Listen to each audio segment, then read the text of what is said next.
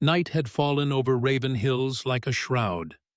The moon hung low and bloated, casting silver light across the rocky terrain. Sound traveled strangely. Here, gunfire cracked and echoed, ricocheting off stone faces, making it impossible to pinpoint the origin. Perfect for an ambush. SEAL Team 8's relief convoy had rolled into the valley an hour before sunset. A routine mission: deliver medical supplies, evacuate civilians, establish a forward operating base. They'd been told resistance would be minimal. That intelligence was fatally wrong. The first shots came just as twilight deepened to night. Coordinated, precise, not the scattered fire of local militia, but the disciplined attack of well-trained fighters.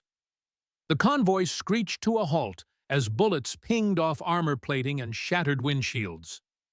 "Contact right, heavy fire, multiple positions," Commander Michael Collins shouted into his radio, his voice steady despite the chaos erupting around him. "Delta 2, establish perimeter Bravo, return fire, southeast ridge."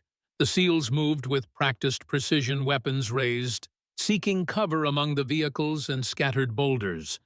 Collins pressed his back against a truck wheel, breathing hard, assessing. This was no random attack. They'd been deliberately drawn into a killing zone boxed in by steep terrain on three sides, exposed to fire from the ridgelines above. "Sir Ward's hit," a voice called out through the gunfire. "Tanner's down too," Collins swore under his breath. 2 men down in the opening salvo was bad.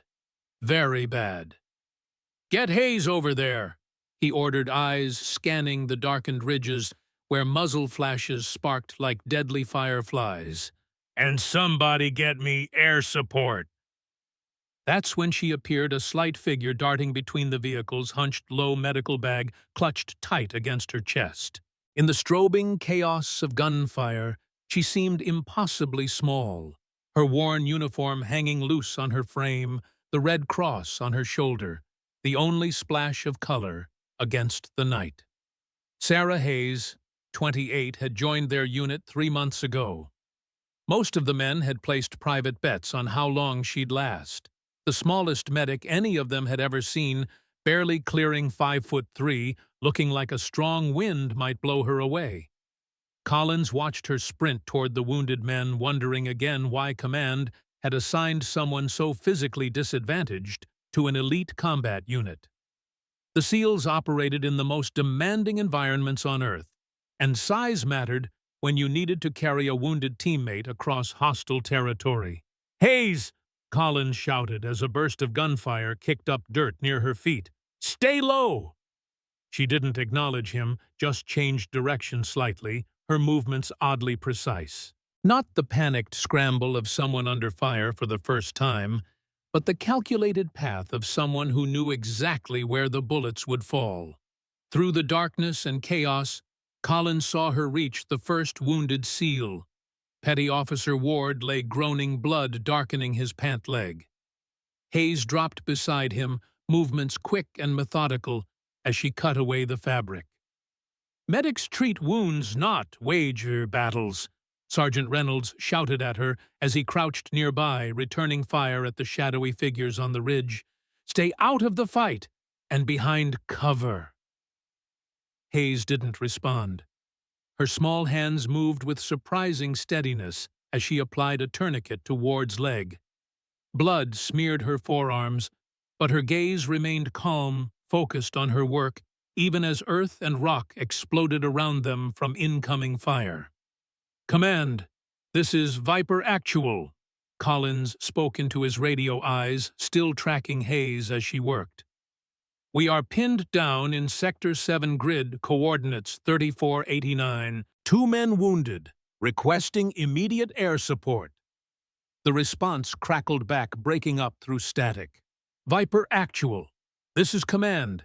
Negative on air support. Weather system moving in, visibility 0, earliest extraction in 40 minutes. Collins felt his stomach drop.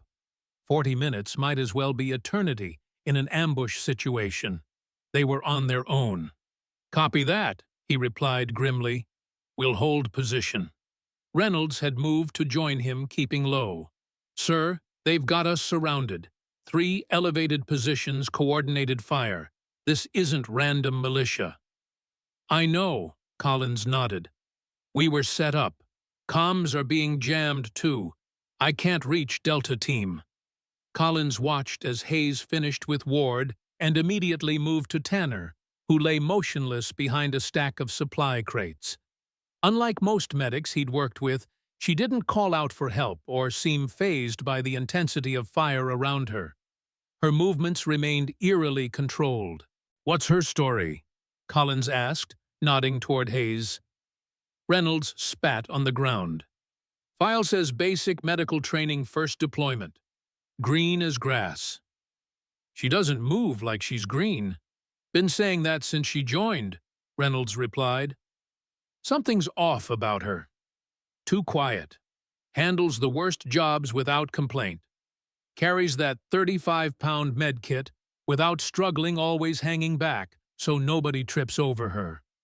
Collins observed as Hayes established an IV line for Tanner with practiced efficiency, her small frame shielding his body as best she could while bullets whizzed overhead.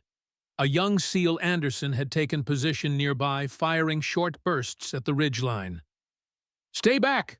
Anderson barked at her between shots. "This is combat, not your place." Hayes said nothing, simply bowed her head and continued working, pressing down on Tanner's bleeding chest wound. The enemy fire intensified. Collins could tell that they were trying to pin the SEALs down while a flanking force moved into position. Standard tactics, expertly executed. Whoever had planned this ambush knew what they were doing. "Sir," Reynolds said urgently, "we need to move the wounded. We're too exposed here." Collins nodded. "Get a fire team together. We'll create a diversion while—" "He's stabilized."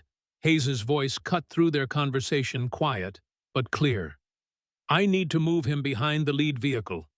Better cover there." Both men turned to her, surprised by the authority in her tone. Hayes had appeared beside them, her uniform dark with blood face smudged with dirt. But her eyes, Collins noticed them properly for the first time, were sharp alert, assessing the battlefield like a veteran. "Anderson and Miller can provide covering fire from those rocks," she continued, pointing to an outcropping 20 meters away. "The enemy's right flank has a blind spot there." Collins stared at her. "How do you know that?" Hayes met his gaze evenly. "The firing pattern.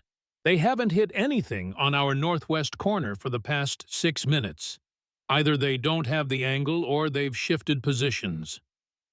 Reynolds shot Collins a look that clearly said, "What the hell, do it," Collins ordered after a moment's hesitation. "Anderson Miller positions at those rocks. Covering fire in 3. The men moved quickly, and when the diversion began, Hayes darted out with surprising speed, half-dragging Tanner's much larger frame toward the designated vehicle. Not once did she flinch as bullets cracked past. Her path seemed perfectly calculated, never exposed for more than a second, using the smallest available cover, moving with the precision of someone who'd done this 100 times. When she'd safely positioned Tanner, she returned for Ward, repeating the maneuver with the same unnerving competence. Reynolds watched her brow furrowed. "You've been in the thick before Doc," he observed as she crouched nearby, checking Ward's tourniquet. Hayes's hands never slowed. "Some," she answered vaguely, tying off the bandage and moving to the next task. Reynolds studied her features. Her poise didn't match her size or her personnel file. As the firefight grew more intense, Hayes kept darting between casualties, establishing a makeshift aid station behind the armored vehicles. She seemed to predict where the next man would drop, already moving to reach them before they hit the ground. Petty Officer Jackson, one of the team's most experienced members, crawled over to Collins during a brief lull. "Sir," he whispered, "something's off about Hayes." "What do you mean?" She's not flinching at the gunfire. Even veteran medics still duck when rounds snap past. She's moving like someone who's seen 100 firefights. Collins had noticed the same thing. Her awareness is too sharp, her timing too precise. Her nerves too controlled, Jackson added. It's like watching a different person than the quiet medic who's been trailing behind us for 3 months. Across the perimeter, they saw Specialist Cooper slam a fresh magazine into his rifle and shout at Hayes, "Duck! Keep your head down! You're a target!" Even from a distance, they heard Hayes's voice. Clear and confident, "I know where the shooters are." Cooper froze momentarily. "How do you know that?" Hayes didn't respond. She moved to another wounded SEAL, her path weaving precisely between areas of incoming fire. She never stood exposed when rounds poured in, yet never hesitated if someone needed saving. Chief Petty Officer Ramirez, a combat medic with 15 years of experience, watched Hayes work on a stomach wound. "Ma'am," he said quietly, "where'd you pick up trauma care like this?" "Med school." Hayes answered, not looking up from her work. Ramirez shook his head slightly. "This isn't med school work. This is battlefield surgery." Hayes said nothing, continuing her methodical care. Despite the chaos surrounding them, she maintained an island of order around the wounded. She had built a field station behind the rocks, supplies stacked with military precision, a clean triage line marked with torn pieces of reflective tape. Lieutenant Torres, bleeding heavily from shrapnel wounds to his side, grabbed her sleeve as she worked on him. "Are you truly just a medic?" he asked, eyes narrowing through pain. Hayes locked eyes with him, her tone firm. "Today, I'm whatever you need me to be." Torres studied her carefully.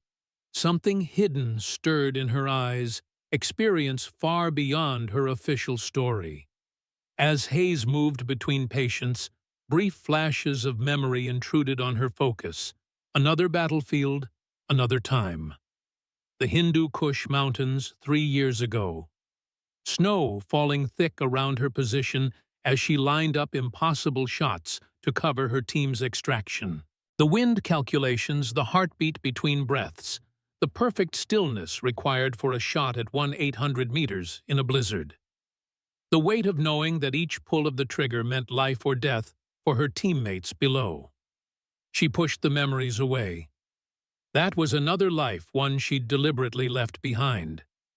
But as enemy fire intensified around them, those old instincts stirred impossible to ignore. The enemy fire suddenly intensified, concentrated bursts, suggesting they were preparing to advance. Collins realized their position was deteriorating rapidly. "We need air support," Specialist Wilson shouted in frustration.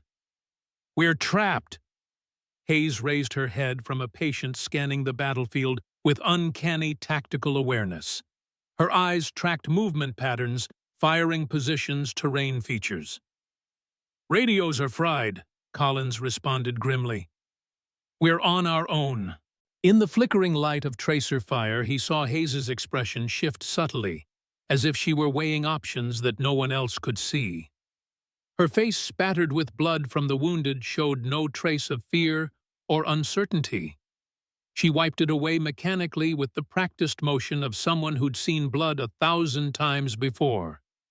Sergeant Reynolds later recalled, "I watched her in that moment, this tiny woman covered in other men's blood, and I still couldn't grasp why a medic was so steady in hell.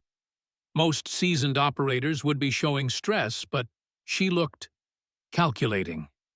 The enemy fighters began tightening their perimeter, closing the noose. Rounds zipped without pause through their position, forcing the SEALs deeper into cover. Their ammunition was running low. 2 more men had been wounded in the last exchange. Hayes had just finished stabilizing a chest wound when a grenade landed 10 feet away. Collins shouted a warning, but before anyone could react, Hayes was already moving. The grenade detonated with a deafening roar, flinging her medical bag across the ground. Without hesitation, she sprinted into the barrage to recover it, ignoring several SEALs yelling, "Are you out of your mind?" She reached the bag, crouching to retrieve it, when her eyes locked on something else, an old rifle with a wooden stock lying beside a fallen fighter. She paused briefly, her expression changing as she stared at the weapon. Inside, Sarah's mind raced. 3 years of carefully constructed identity as just a medic, balanced against the lives of the men around her. She'd walked away from Kraken Unit for reasons that still haunted her dreams, the faces of teammates she couldn't save despite her legendary marksmanship. She'd sworn never to return to that life, to be an instrument of death again. But as she looked back at the wounded SEALs, men who'd mocked and underestimated her for months, she recognized the same choice she'd faced in the mountains of the Hindu Kush. Sometimes saving lives meant taking others. Sometimes the healer had to become the warrior. In a motion that stunned everyone watching, she let her medical kit fall and wrapped both hands firmly around the rifle. That single move froze the entire squad. No one had expected the quiet, diminutive medic to suddenly abandon her role and take up arms. SEAL Sergeant Watson, positioned nearby, snorted derisively. "Think holding it means you can fire it," he called out. "That gun weighs more than you do." Hayes stayed silent. With practiced motions, she checked the chamber, adjusted the stock, and lifted it to her shoulder. Her posture changed instantly, feet planted, body angled properly, sight fixed through smoke and fire, with perfect form. Seconds later, 3 crisp shots cracked out in rapid succession.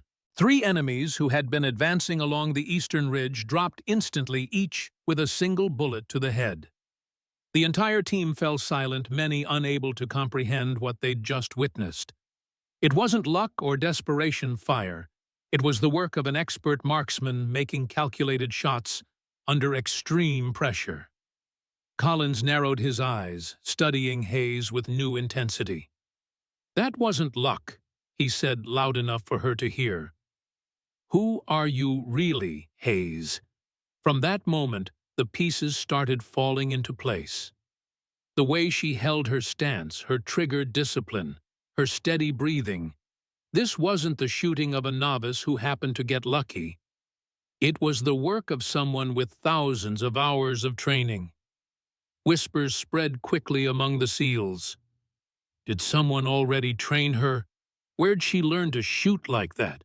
That's no ordinary medic. Hayes ignored the questions, picking up her medical bag again and returning to treating the wounded as if nothing extraordinary had happened. But her movements with the rifle had been too fluid, too practiced. The way she measured range, locked targets, controlled her breathing, those skills took years to perfect. A seasoned sniper in the unit, Master Sergeant Davis, watched her with newfound respect and caution. "Ma'am," he said, approaching her as she bandaged another wounded SEAL. "That grouping, where'd you learn to shoot like that?" Hayes continued working her hands, never pausing. "Basic training," she replied flatly. "That's not basic shooting," Davis muttered, shaking his head. "That's high-level marksmanship." Her jaw clenched faintly, but she said nothing more, finishing the bandage and moving to check on another patient. The enemy regrouped quickly and launched another push more coordinated than before. This time Hayes didn't hesitate. She seized the rifle again and slid behind a low wall of sandbags, setting up a firing position with the practiced ease of a professional sniper. Her first shot dropped a machine gunner over 400 meters away. Her second silenced a hidden enemy sniper who had been pinning down the eastern flank, a target none of the SEALs had even spotted. Collins stared in disbelief. "How did you even see him? He was practically invisible from our position." Hayes ejected the spent round and chambered another with smooth efficiency. "You learn to see what others miss," she said simply, her eye never leaving the scope. Where'd you pick that up?" Collins pressed. The memory flashed through Sarah's mind her selection for Kraken Unit 8 years earlier. The relentless training that transformed her natural talent into lethal precision. The specialized optics course that taught her to see patterns ordinary soldiers missed. The countless hours alone on mountainsides, desert ridges, and Arctic plains, honing her craft until she could place a bullet exactly where she intended under any conditions. She didn't reply, just kept firing with surgical steadiness. Every shot landed with devastating accuracy. No wasted rounds, no reckless risks. She was conserving ammunition with the discipline of someone who understood exactly how valuable each bullet was in a prolonged firefight. Ramirez, working beside her to treat a wounded SEAL, noticed something else. "Ma'am, you treat injuries like someone seasoned in combat trauma. This isn't Red Cross work." Hayes tightened a bandage, her movements economical. "Experience teaches." "What kind of experience?" She moved to another casualty, dodging the question. But the evidence was mounting rapidly. Her medical care was too advanced, her tactical awareness too sharp, her marksmanship far beyond what any standard medic should possess. During a brief respite in enemy fire, Collins cornered her. "Hayes, I need real answers. Your file says standard medical corps, but what I'm seeing says otherwise." Hayes checked her rifle's load with practiced hands. "Sometimes files don't tell the whole story. And what story is hidden?" Before she could answer, gunfire erupted again with renewed intensity. Without missing a beat, Hayes shifted positions, laying down precise covering fire while simultaneously directing medical treatment. "Sullivan, pressure on that wound. Cooper, elevate his legs. Jackson, I need an IV line here." Her commands were crisp, authoritative, the voice of someone accustomed to being obeyed in combat situations. The way she balanced both roles defied belief. She'd fire 3 perfect shots, rush to dress a wound, then return to her firing position without losing rhythm or focus. One injured SEAL whispered to another in amazement, "I've known plenty of medics. None of them could ever do this." "What do you mean? She's commanding this whole fight, triage, tactics, sniper support, all at once." His buddy glanced at Hayes, who was plugging a chest wound while simultaneously barking orders for covering fire. "How's that even humanly possible?" A battle-hardened SEAL studied her movements with growing awareness. "The way she scans, the way she controls the field, only special operations soldiers move like that. But she's medical corps." "Is she, though?" As bullets flew and the SEALs fought for survival, the truth about Sarah Hayes continued unraveling. She seemed to know exactly where enemy reinforcements would appear before they showed themselves. She foresaw tactical movements before they happened. Her firing positions were chosen with perfect calculation for lines of sight cover and emergency withdrawal routes.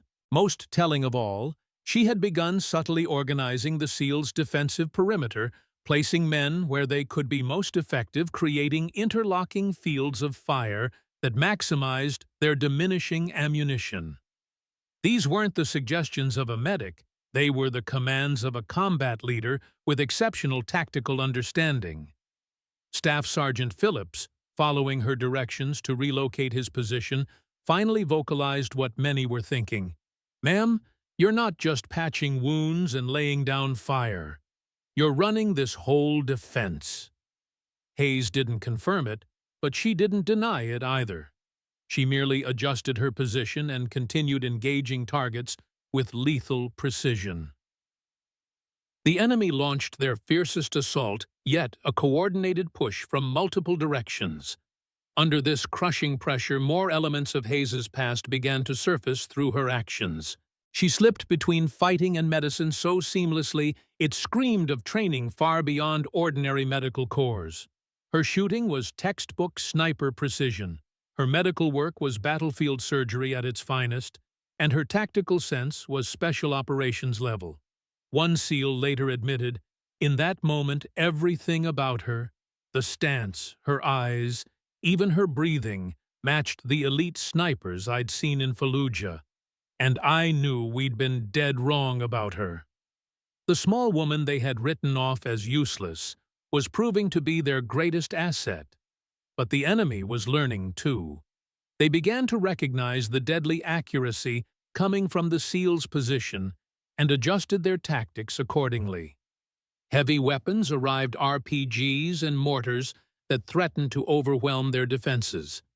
Several more SEALs were hit, some with serious wounds that Hayes rushed to treat between firing sequences. Sarah felt the weight of her dual responsibilities pressing down on her. For 3 years, she'd run from her past, buried the skills that had once defined her. After the Hindu Kush disaster, 3 teammates lost, despite her record-breaking shot that should have saved them. She'd vowed never to place herself in that position again. The burden of deciding who lived and died had broken something inside her. Yet here she was, making those same life-or-death calculations. Only this time, it wasn't guilt that filled her, but a strange sense of clarity.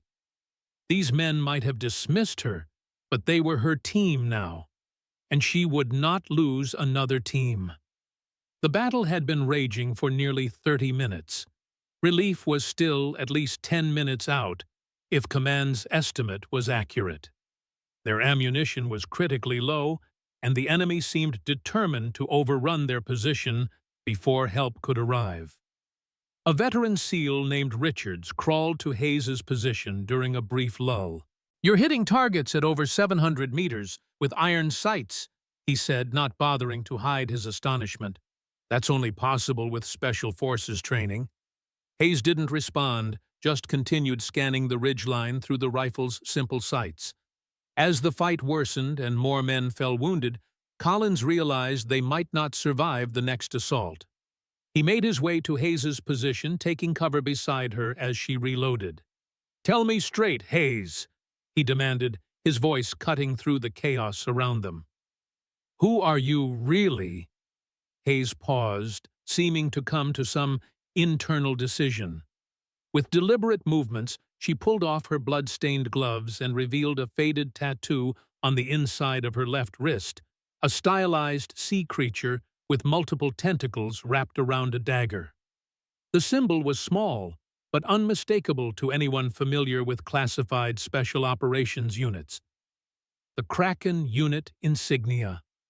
Collins's breath caught in his throat. Around them, several SEALs who saw the tattoo fell into stunned silence. "Kraken unit," Jackson whispered from nearby, his voice tinged with awe. "Classified, long disbanded, legendary for impossible sniper records." "I've seen that symbol in restricted files," Davis added quietly. "The 3 200-meter kill shot. No one's ever topped that." He looked at Hayes with new recognition. "That was you." The atmosphere around Hayes shifted instantly from doubt to shock as the squad processed what they were seeing. One of the most elite and secretive units in military history, and this small, unassuming medic had been part of it. Hayes offered no dramatics, just a short, matter-of-fact explanation. "I was Kraken's primary sniper until a mission in the Hindu Kush went wrong. Lost most of my team." Her voice remained steady, but a shadow crossed her eyes. "I walked away after that. Decided saving lives mattered more than ending them." The truth hit the SEALs like a physical blow. The frail medic they had dismissed, mocked, and underestimated was actually one of the deadliest snipers in military history. The Ghost of Kandahar. Richards breathed, using a nickname that had become almost mythical in special operations circles. "That was your call sign, wasn't it?" Hayes nodded once, her expression distant. "Another lifetime." "Why didn't you say something?" Collins asked. "Why let us think?" because I didn't want to be that person again." Hayes cut him off, her voice hardening slightly. "I left that life behind for a reason." Sarah's mind flashed back to the moment that had changed everything, the blizzard that had swept in unexpectedly during the extraction, the enemy fighters appearing from nowhere, the desperate shots she'd taken to cover her team. Despite making the longest confirmed kill in military history that day, she'd still lost 3 of her closest friends. The knowledge that her legendary skill hadn't been enough to save them had hollowed her out. What good was being the best if the best wasn't good enough? But the enemy had forced her hand today. As their assault intensified, Hayes's dormant instincts fully awakened. She began coordinating the defense with surgical precision, her commands clear and concise. "Take the machine gun nest first," she ordered, pointing to a position on the western ridge. "Then hit the mortar team. Save the command post for last. They'll scatter without leadership." Collins realized she wasn't just advising, she had naturally assumed tactical command of the entire operation. "You're running this fight," he said, not as a question, but as a realization. Hayes shrugged slightly. "Someone has to." The transformation was breathtaking to witness. The quiet, unassuming medic had vanished. In her place stood a calm, calculating combat commander, the sharpest shooter any of them had ever seen. Her medical background only enhanced her lethal efficiency. She knew exactly where to place shots for maximum effect, understanding human anatomy in ways that made her accuracy truly surgical. "One round, one result," she murmured, as she worked each bullet finding its mark with unerring precision. A wounded SEAL nearby whispered, "How many kills do you have? From before, I mean." Hayes didn't answer. Her shooting spoke for her. As the clash continued, fragments of her legend began to surface in whispered conversations among the SEALs. Impossible missions that had become part of Special Operations lore. Records that seemed too extraordinary to be believed. "The Mosul rescue," one operator said quietly to another, "where a lone sniper covered an extraction team from 2 kilometers away in a sandstorm. That was you, wasn't it?" Hayes kept firing. "I told you that was another lifetime." "The Fallujah siege. One sniper held off an entire company for 6 hours while a SEAL team extracted high-value intelligence. That had to be you." Her skills clearly hadn't faded during her time as a medic. If anything, her medical training had made her even more effective. She knew precisely the damage each shot would cause, how to disable rather than kill when tactically appropriate. "Why'd you walk away?" Collins asked during a brief pause in the fighting. "With your record, you could have written your own ticket in any special operations unit." Hayes paused, her voice carrying the weight of years of reflection. "Because I was too good at killing and not good enough at saving my team." The admission came without self-pity, just a simple statement of how she saw her past. 23 confirmed kills in one operation, and I still lost 3 teammates. The math didn't work for me anymore. The bitter irony wasn't lost on anyone present. She had left Special Operations because she failed to protect her own team, and now she was saving another unit with those same lethal skills she had tried to leave behind.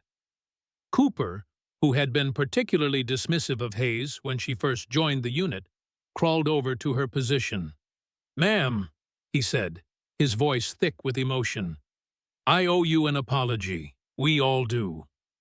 "Apologies don't win battles," Hayes replied calmly, squeezing off another perfectly placed shot. "Focus on surviving. We're not out of this yet." Her coordination of their defense was flawless. She directed their fire-rationed ammunition-guided movements, all while continuing her own precision shooting that was steadily decimating the enemy's leadership and heavy weapons positions. The enemy, realizing they were facing an exceptional sniper, began concentrating their fire on Hayes's position. Bullets chipped away at the sandbags around her, forcing her to keep her head lower. "They know there's a sniper," Miller observed anxiously. "They're zeroing in on you." "Good," Hayes answered without concern. "That means they're not firing at you." She shifted positions with the fluid grace of someone who had done it countless times before, sliding to a new vantage point with perfect tactical awareness. Her new position gave her wide sight lines, multiple exit routes, and solid overhead cover, the choices of a veteran who had learned through hard experience. The SEALs watched in awe as she systematically dismantled the enemy's attack. Her shots eliminated key tactical positions, broke up their coordination, and forced them onto the defensive despite their superior numbers. "How could command ever let you walk away?" Ramirez asked, as he worked beside her, treating a wounded SEAL while Hayes provided covering fire. "They didn't," Hayes replied, sliding a spent casing from the chamber. "I walked away. There's a difference." "Why, because I believed saving lives was nobler than ending them." She lined up another shot, her breathing controlled and even. "Turns out sometimes you have to take lives to protect others. The irony isn't lost on me." Her marksmanship had become almost hypnotic, to watch the steady breath, the smooth squeeze of the trigger, the flawless follow-through. Each shot landed with perfect timing, creating a rhythm to her work that seemed almost artistic in its precision. Davis, the team's previous top marksman, shook his head in disbelief. "I've never seen shooting like that," he admitted. "You're not just striking targets. You're composing a symphony of destruction." "It's not destruction," Hayes corrected him softly. "It's protection." Under her guidance, the enemy's attack began to falter. Their leaders eliminated one by one, their heavy weapons destroyed, their lines broken and scattered, all undone by one small woman they had once dismissed as dead weight, now revealed as one of the most dangerous fighters alive. Collins watched her work with growing respect and understanding. "You didn't just save us," he said quietly. "You saved our mission, our honor, everything." Hayes kept her scope steady, tracking another target. "That's what medics do," she replied simply. "We keep people breathing." "But you're no ordinary medic." "Today I am," she said firmly. "Tomorrow I'll return to saving lives instead of taking them." The tide had turned decisively. The enemy, realizing they faced a superior tactical force, despite being outnumbered, began a disorganized retreat. Hayes continued picking off key targets until they were well beyond effective range. As the sounds of combat faded, replaced by the distant thrum of approaching helicopters, the SEALs regarded Hayes with a mixture of awe and newfound respect. She had displayed skills beyond anything they had witnessed before rescued men they had thought lost, and done it all with the same quiet dignity they had once mistaken for weakness. Hayes methodically cleared the rifle, wiped it down, and set it aside. She retrieved her medical bag and resumed treating the wounded without comment, as if the extraordinary events of the past hour hadn't occurred. The small woman they had doubted had just given them the greatest lesson of their careers: never measure worth by size, role, or silence. Some heroes hide in plain sight, waiting for their moment. Under Hayes's unassuming command, the SEALs had turned certain defeat into victory. She had neutralized gun nests, opened escape routes, and created space for the approaching reinforcements to land safely. When Specialist Rodriguez was hit by a final desperate volley from the retreating enemy, Hayes fired while crawling to reach him, dragging his much larger frame to cover under continued fire without hesitation. By the time the relief force secured the area and evacuated the wounded, the full story of what had happened was spreading among the operators. The quiet, diminutive medic, who had been the butt of jokes for months, had single-handedly saved their entire unit. As the last helicopter prepared for departure, Collins approached Hayes, his voice thick with emotion. "We owe you our lives." Hayes shook her head, adjusting the medical bag on her shoulder. "Don't remember me as a sniper," she said quietly. "Remember me as the one who kept your men alive." With that, she walked away toward the waiting helicopter, leaving the SEAL commander staring after her in stunned silence and profound respect. The change in attitude toward Hayes was immediate and absolute. Men who had dismissed her just hours before now looked at her with reverence, bordering on awe. The story spread quickly through military channels. The quiet medic assigned to Forward Operating Base Delta was actually one of the most decorated snipers in Special Operations history. But Hayes never spoke of it. She returned to her duties, patching routine scrapes, filing medical reports, stacking supplies, as if nothing extraordinary had happened. She continued her work with the same quiet efficiency that had once been mistaken for timidity. A young medic newly assigned to the base finally approached her a week after the incident. "Ma'am," he ventured hesitantly, "is it true what they're saying about what happened out there in Raven Hills?" Hayes continued arranging medical supplies on a shelf, her movements precise and economical. "What matters is that good soldiers made it home. But the SEALs insist you saved the mission alone. That you're actually—" "The SEALs saved it," Hayes corrected firmly. "I just offered medical aid." The young medic studied her, trying to reconcile the quiet woman methodically organizing bandages with the whispered legend that had overtaken the base. The disconnect seemed impossible to bridge this small, unassuming figure, and the stories of extraordinary heroism attributed to her. Later that night, Collins found her at her desk in the medical office, completing paperwork by the light of a single lamp. "Can we talk?" he asked from the doorway. Hayes looked up calmly. "What do you need, sir?" "I wanted to apologize," Collins said, entering the room, "for the way we treated you, the things we said." "No apology needed. You didn't know."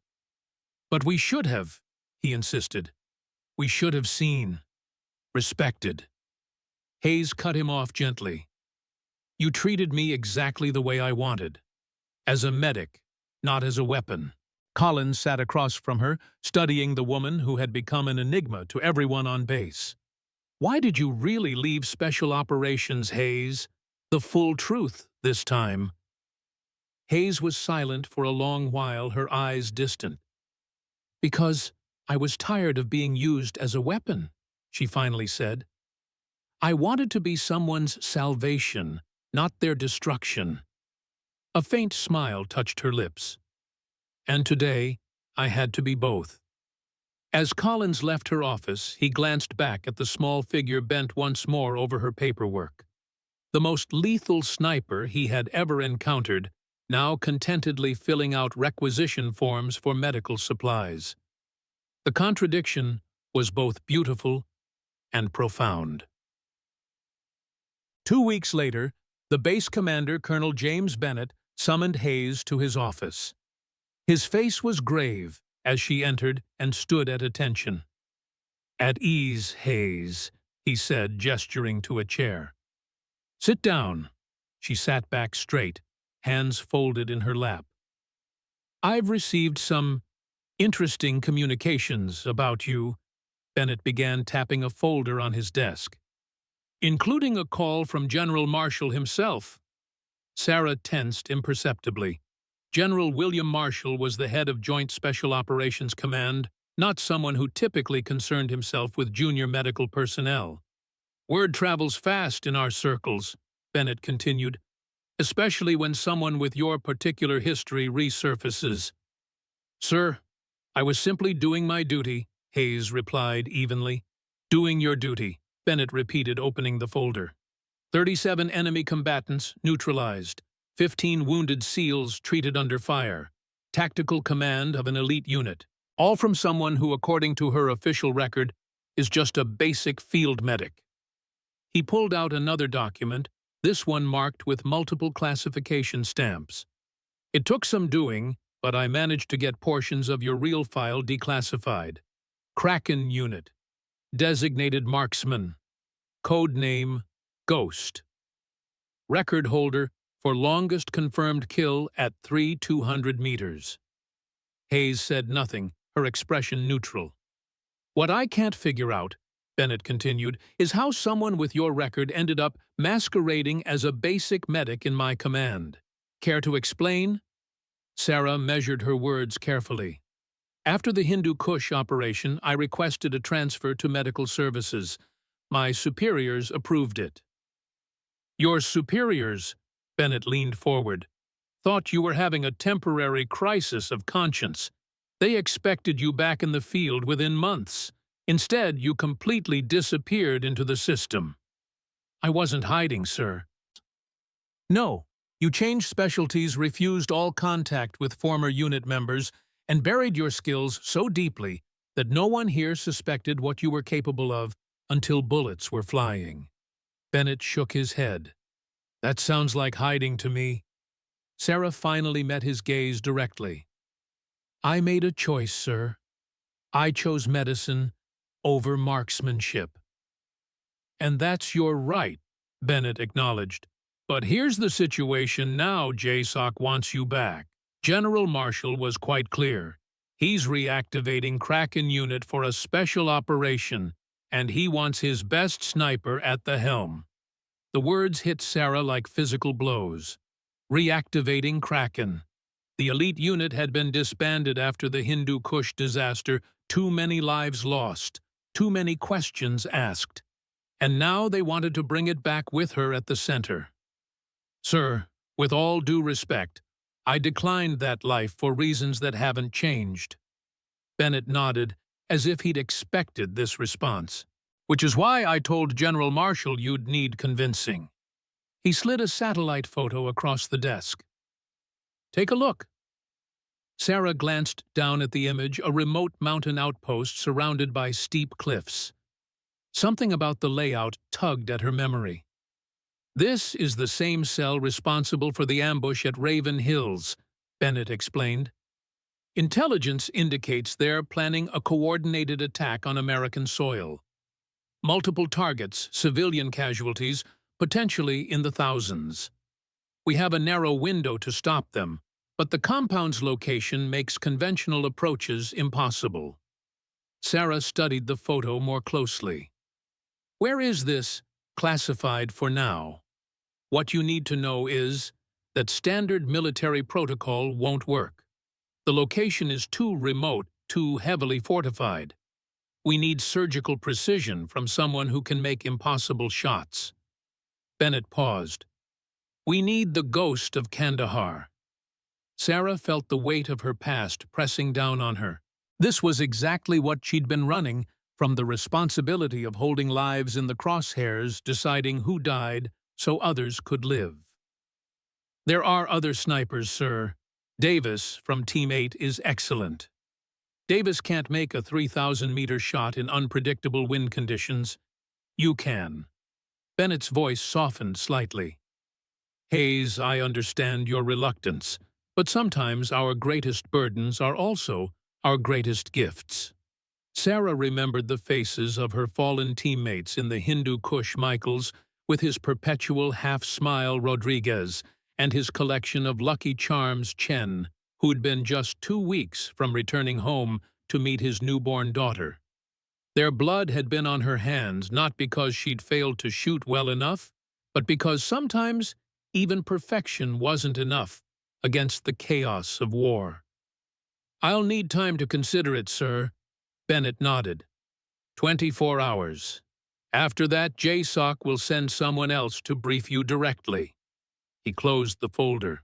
Whatever you decide, Hayes, know that your service, all of it, has been exceptional. Sarah left the office with her mind in turmoil.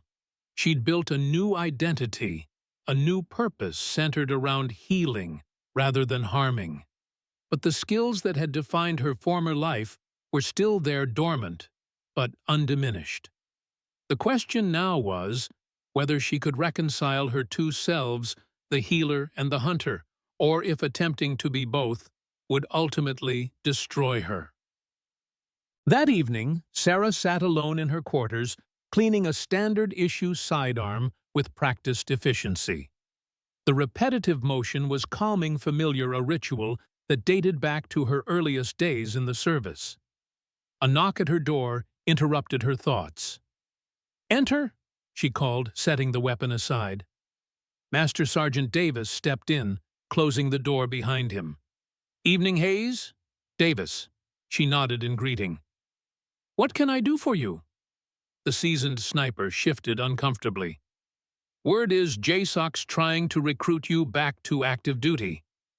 News traveled fast on a military base.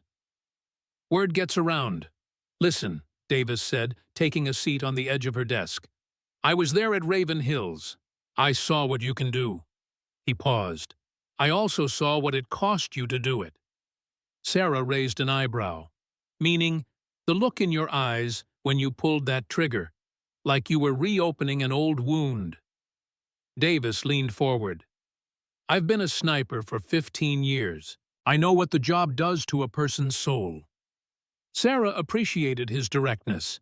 Davis was one of the few who'd treated her with genuine respect after the incident, neither fawning over her skills nor resenting her for hiding them. "What's your point, Davis?" "Just this. Whatever you decide, make sure it's for the right reasons." His eyes met hers, sniper to sniper. "Don't go back because you think you owe something.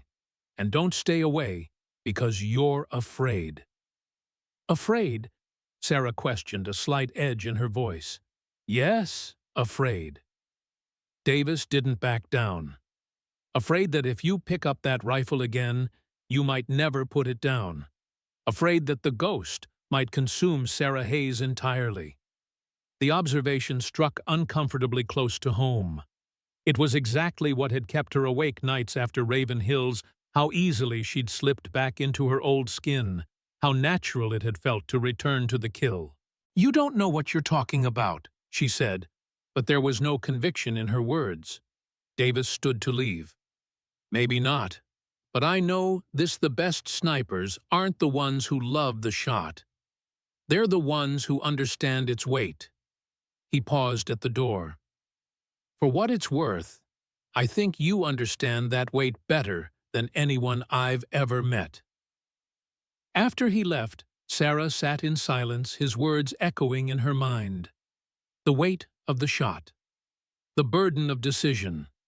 The responsibility that came with the power to end lives from distances where the targets never even knew death was coming. She pulled out a worn photograph from her desk drawer, the original Kraken unit, 7 operators standing in front of a helicopter, faces smudged with camouflage paint, but smiling nonetheless. Only 3 were still alive. The others had been lost on various missions, their bodies sometimes recovered, sometimes not. Sarah traced her finger over the faces of the dead. She'd believed that leaving Kraken behind would honor their memory somehow, that saving lives could balance the cosmic scales against those she'd taken.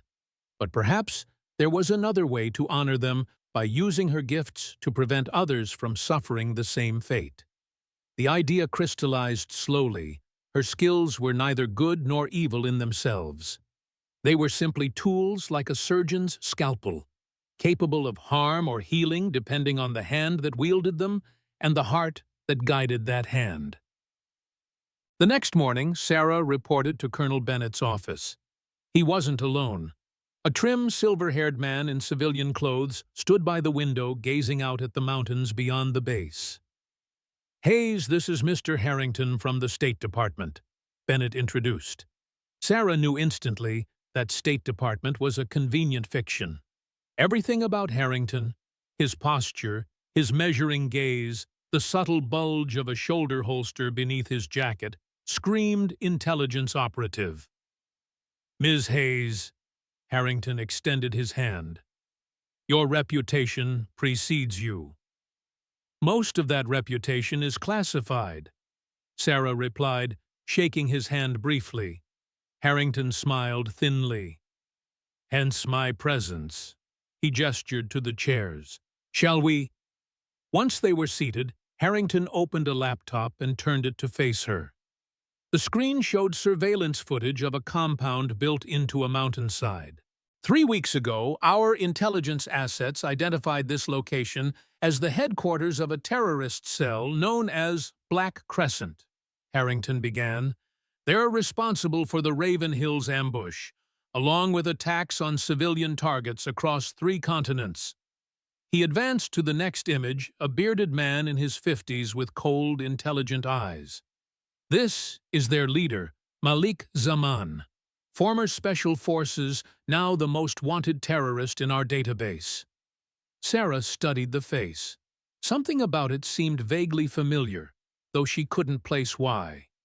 Black Crescent is planning a coordinated attack on American soil, Harrington continued. Multiple targets, civilian casualties potentially in the thousands. We have a narrow window to stop them, but the compound's location makes conventional approaches impossible. And that's where I come in? Sarah stated flatly. Yes. Harrington met her gaze directly. We need someone who can make an elimination shot from this position. He pointed to a ridge on the map nearly 3 kilometers from the compound.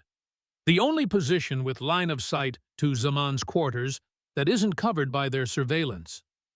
Sarah examined the distances, the elevations, the surrounding terrain. The shot would be at the edge of human capability affected by wind, temperature, humidity, the curvature of the Earth itself. Even if I could make that shot, she said carefully, eliminating Zaman might not stop the attack. Which is why this isn't just an assassination, Harrington replied. It's a prelude to a full extraction operation.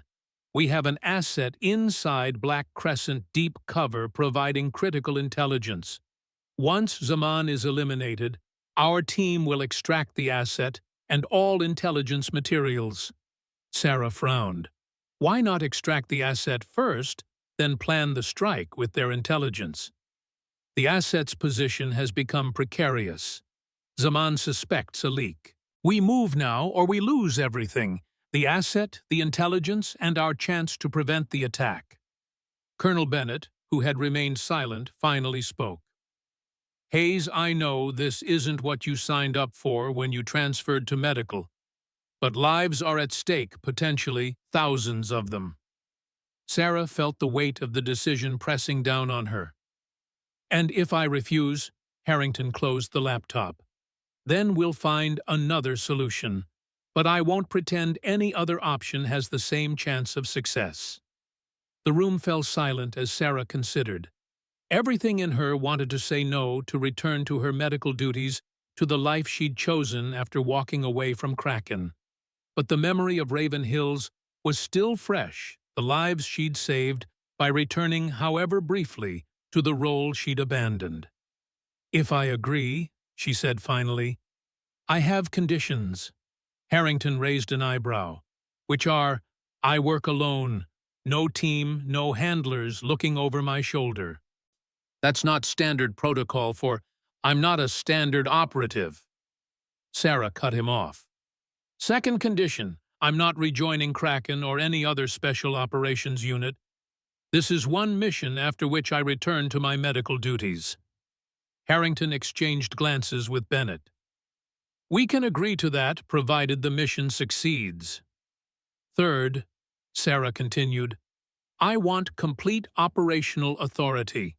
If at any point I determine the shot isn't viable, I abort without question.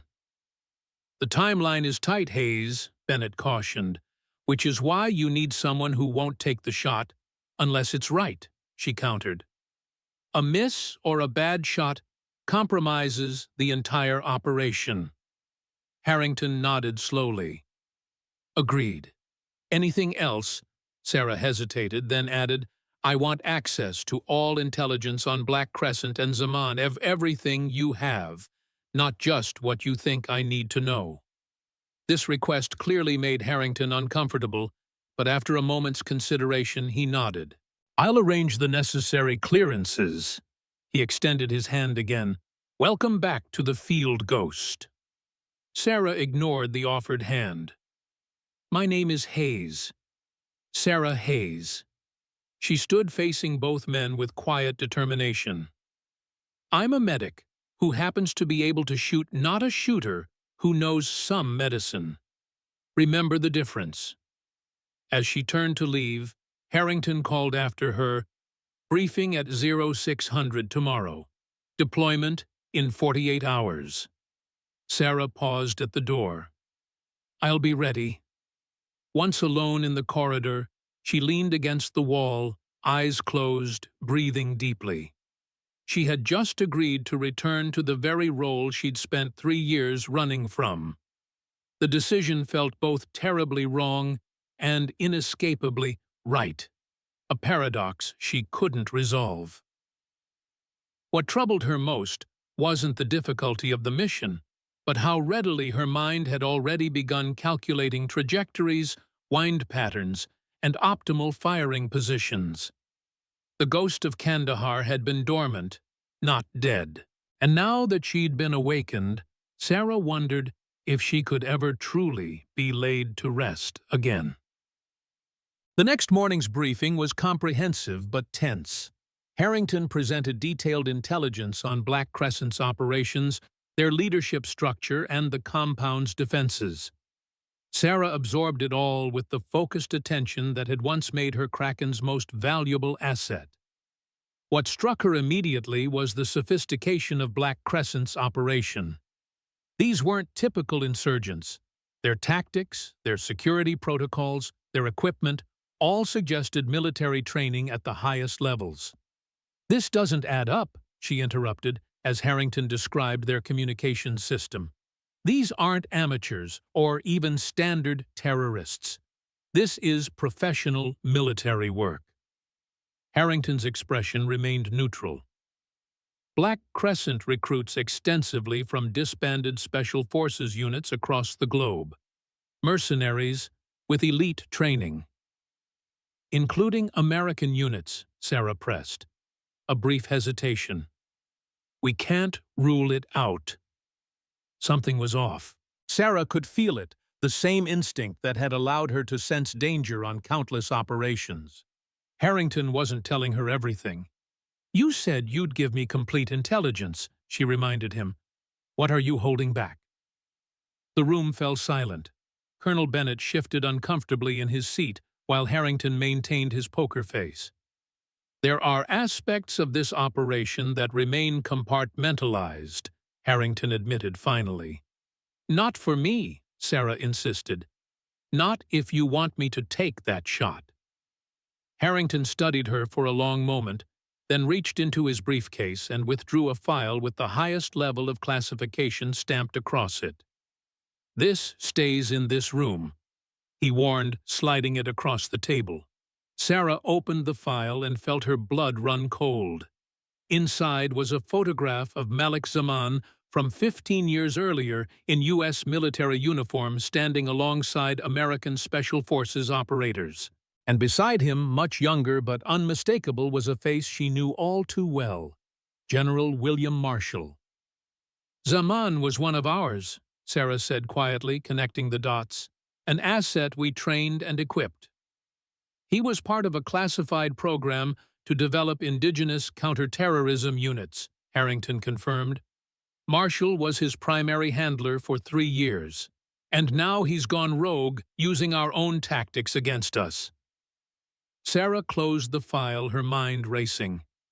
Does Marshall know about this operation? General Marshall is the one who suggested reactivating you specifically, Harrington replied carefully. The pieces were falling into place. Why they needed her, why Marshall had been so insistent, why they'd approached her instead of using active special operations snipers.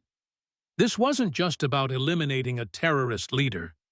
It was about silencing someone who knew too much about America's darker operations, someone who could implicate high-ranking military officials. Your asset inside Black Crescent, Sarah said slowly. Are they there to gather intelligence on the attack, or to recover something Zaman has, something that could embarrass certain people? Harrington's expression hardened. The mission parameters are clear, Hayes. Take the shot. Eliminate Zaman, allow the extraction team to recover our asset and any relevant intelligence materials. And if those materials happen to include evidence of American involvement in creating the monster we're now trying to kill, Sarah pressed, watching his reaction carefully. That's above your pay grade, Harrington snapped. You're a shooter, not an intelligence analyst. I thought we just established that I'm a medic, not a shooter, Sarah replied evenly. And as a medic, I took an oath to do no harm. I need to know that this operation prevents more harm than it causes. Colonel Bennett cleared his throat. Hayes, let me be clear. Black Crescent is planning a mass casualty attack on American civilians. Whatever Zaman's history, whatever connections he might have had, that fact remains unchanged. The mission is to prevent that attack. Sarah weighed his words. Bennett was a straight shooter, not prone to deception. If he believed the threat was real, it probably was, regardless of the political complications surrounding it. I'll proceed with the mission, she said finally, but I want it on record that I was not given full disclosure about the target's history or the complete objectives of this operation. Harrington's jaw tightened, but he nodded curtly. Noted. Now, can we return to the operational briefing? The remainder of the session focused on logistics, her insertion point equipment, specifications, extraction plan. Sarah listened with half her attention, the other half processing the implications of what she'd learned. She was being used not just for her skills, but because she was deniable, isolated with no current connections to the intelligence community or Special Operations Command structure. Perfect for a mission that might need to disappear from the record entirely. When the briefing concluded, Sarah gathered her notes methodically. As others filed out, Colonel Bennett lingered behind. Hayes, he said quietly, watch your back on this one. She met his gaze. You don't trust Harrington. I don't trust operations where half the objective stays in the shadows. Bennett glanced toward the door to ensure they were alone. Marshall and Zaman have history that goes beyond professional. Whatever's happening here, it's personal. All the more reason I should refuse the mission, Sarah pointed out. Bennett shook his head. All the more reason it needs to be someone with a conscience behind that trigger. He straightened his voice, returning to its normal volume. Good luck, Hayes. Come back in one piece. As Sarah left the briefing room, her mind was already cycling through contingencies. The mission had just become exponentially more complex. She wasn't just making an impossible shot, she was stepping into a web of classified history, personal vendettas, and political liability. But underneath those complications lay a simple truth. Innocent lives were at risk. Whatever game was being played between Marshal Harrington and Zaman, the potential casualties of Black Crescent's planned attack were not players but pawns, and Sarah Hayes had never been able to turn her back on those who needed protection, no matter the personal cost. The next evening, Sarah found herself aboard a darkened C-130 transport, flying low over mountains shrouded in mist. She'd spent the intervening 24 hours in intensive preparation, reviewing meteorological data, studying topographical maps, and familiarizing herself with the custom rifle provided for the mission. The weapon was a masterpiece of engineering, a Macmillan TAC 338 with advanced optics customized for extreme long-range shooting. Sarah handled it with the reverence of an artist for a fine instrument, methodically field-stripping and reassembling it to understand every component intimately. She tested the trigger pull, 2.5 meters of pressure, perfectly tuned. The barrel had been hand-lapped to ensure absolute precision. The stock was slightly modified to fit her smaller frame. The scope was a Schmidt and Bender PMTO with custom turrets calibrated specifically for the 338 Lapua Magnum rounds she'd be using. This wasn't just a rifle. It was a precision instrument designed for a single purpose: to place a bullet exactly where she directed it, at distances most shooters couldn't even see clearly. Beside her sat the only other person accompanying her to the insertion point, a communications specialist named Torres, who would establish the satellite link to command and then withdraw, leaving Sarah alone for the operation itself. 10 minutes to drop zone. The pilot's voice crackled through her headset. Sarah nodded, performing a final equipment check. Her ghillie suit was packed separately. She would change into it after reaching her hide position. For the insertion, she wore standard tactical gear, dark and nondescript, with her medical insignia removed. Nothing to identify her role or nationality if things went wrong. "Nervous?" Torres asked, noticing her methodical preparation. "No," Sarah replied honestly. It wasn't nervousness she felt, but a strange sense of inevitability, as if every step since leaving Kraken had led her back to this moment, rifle in hand, preparing to take a life from an impossible distance. "First combat deployment?" she asked Torres, more to be polite than out of genuine curiosity. "Third," he answered, "but nothing like this. Solo sniper operation. That's rare these days. Usually it's drones or full-team insertions. Some shots still need a human behind them," Sarah said, her fingers automatically checking the rifle's action, smooth, clean, perfect. Torres started to reply when the aircraft suddenly banked hard to the left. The red light above the cargo door flashed on. "Change of plans," the pilot's voice came urgently over the comm. "New insertion point. We've got unexpected activity at the primary DZ." Sarah felt the first ripple of concern.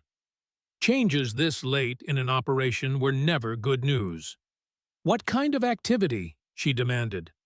"Unknown vehicles, multiple heat signatures. Could be local herders, could be hostiles. We're diverting to secondary drop zone." The secondary drop zone was 5 kilometers further from the target, adding hours to her approach march through difficult terrain. Hours that would eat into the slim window they had for the operation. "Command approved this change?" Sarah asked, already knowing the answer. "Affirmative. Direct order from Harrington." Something wasn't right. Harrington had emphasized repeatedly that timing was critical, that Zaman would only be at the compound for a 48-hour window. This diversion threatened that timeline significantly. As the aircraft descended toward the new drop zone, Sarah made a rapid mental adjustment to her plan. She'd need to move faster, sacrifice some stealth for speed, and potentially set up in a less optimal firing position. All factors that increased risk and decreased her chances of making the shot successfully. 2 minutes to drop," the loadmaster called. Sarah secured her gear and moved toward the cargo ramp as it began to lower. Cold mountain air rushed in, carrying the scent of pine and snow. Below, she could see only darkness, a patch of forest between towering peaks. "Good luck," Torres said, taking position beside her. Sarah nodded once, her mind already transitioning into operational mode, focused alert to every detail, evaluating and processing information with machine-like efficiency. As the green light flashed, she stepped off the ramp and into the void, falling through darkness toward a mission that grew more questionable with each passing hours. The drop went smoothly, but everything that followed seemed determined to complicate the mission. The terrain was more treacherous than the maps had indicated, with hidden crevasses and loose scree that threatened to send fatal slides of rock cascading down the mountainside. The weather forecast, to be clear and cold, had turned unpredictable, swirling mists 1 hour, biting wind the next. Sarah pushed forward relentlessly, navigating by the stars when possible, and by compass when the clouds closed in. She moved with the fluid efficiency of a predator, each step precise, each breath controlled, using natural features for concealment, even when there were no observers present. Years of training had made stealth second nature. After 3 hours of hard trekking, she encountered her first real obstacle, a sheer rock face blocking the most direct route to her destination. The official route in her briefing materials would take her around it, adding another hour to her journey. Time she couldn't afford to lose. Sarah studied the cliff face, identifying potential handholds. She'd done plenty of free climbing during her Kraken training, though always with proper equipment. This would be different, a 60-foot vertical ascent with nothing but skill and determination preventing a fatal fall. She removed her gloves, knowing she'd need maximum tactile sensitivity. The rifle secured across her back threw off her balance slightly. The first 20 feet went smoothly enough, but halfway up, disaster nearly struck. A handhold she'd tested gave way, suddenly sending rocks clattering down the cliff face. For a heart-stopping moment, she hung by one hand, boots scrabbling for purchase on the smooth rock. With a surge of strength born from desperation, she swung her body laterally, finding a new grip, just as her fingers began to slip. The movement wrenched her shoulder painfully, but she forced herself to continue upward, ignoring the burning in her muscles and the knowledge that a single mistake meant death. When she finally pulled herself over the top edge, she lay still for several minutes, breathing hard, letting the adrenaline subside. This wasn't the ghost of Kandahar's finest moment. Taking unnecessary risks, no matter how calculated, wasn't her style. It spoke to how deeply the urgency of the mission had affected her judgment. Checking her watch, she noted with satisfaction that she'd saved nearly an hour despite the close call. Back on her feet, she continued toward the sniper hide position designated in her briefing, moving even more cautiously now. The near miss had been a valuable reminder no shot could be taken if the shooter never reached her position. By dawn, she had reached the vicinity of her hide position, a natural outcropping with clear line of sight to the compound concealed by stunted pines. According to the mission parameters, she would make her final approach alone, while Torres established the communications relay on a neighboring ridge. "This is where we split up," she told him, checking her map one final time. Torres nodded, then hesitated.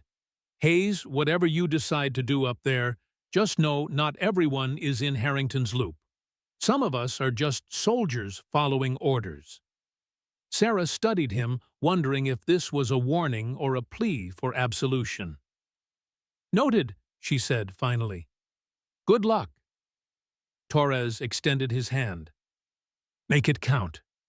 As they parted ways, Sarah felt the weight of the rifle across her back, a physical reminder of the burden she carried. For 3 years, she'd defined herself by her ability to save lives. Now she was returning to a role defined by taking them. The contradiction tore at her, even as her body automatically continued the mission, moving with the silent efficiency that had made her legendary. Her final approach to the hide position took nearly 2 hours, methodical, cautious movement designed to leave no trace and trigger no detection systems. By the time she reached the outcropping, the sun was climbing toward midday, its harsh light revealing the full scope of the terrain she'd traversed. From her position, the Black Crescent compound was visible through her spotting scope, a collection of buildings nestled against the mountainside, surrounded by defensive positions and patrol routes. She began her observation routine, cataloging guard rotations, identifying key structures, confirming the location of Zaman's quarters based on the intelligence briefing. The compound was exactly as described, which only deepened her suspicion. Either their intelligence was extraordinary, or someone with intimate knowledge of the facility had provided it. Someone like a former handler who had helped establish it in the first place. Sarah settled into her hide, changing into her ghillie suit, and arranging her equipment with practiced precision. The shot would need to be taken during a specific window, When Zaman routinely spent time in his private quarters, a window that was now less than 24 hours away. She began the long process of preparing for the shot, methodically documenting every factor that would affect the bullet's flight. Wind speed currently 6 mph quartering from the northwest. Atmospheric pressure 24.8 inches of mercury at this altitude. Temperature 42 degrees Celsius, likely to drop overnight. Humidity 35%, relatively dry. Distance to target 875 meters. Every variable had to be accounted for. At this extreme range, even the Earth's rotation would influence the bullet's trajectory. The Coriolis effect, pushing it slightly off course as it traveled toward its target. The rotation of the bullet itself would create drift. The temperature differential between her position and the target would affect air density. The slightest tremor in her hands could translate to meters of deviation at the target. Sarah recorded all these factors in a small waterproof notebook using formulas and calculations she'd memorized years ago. These weren't just academic exercises, they were the difference between a clean kill and a catastrophic miss. As she worked, she felt the familiar transformation taking place within her. The part of her that was Sarah Hayes, medic healer human, receded, replaced by the cold precision of the ghost. It was a mental state she had once embraced, then feared, and now reluctantly welcomed back. The hours passed in meditative stillness.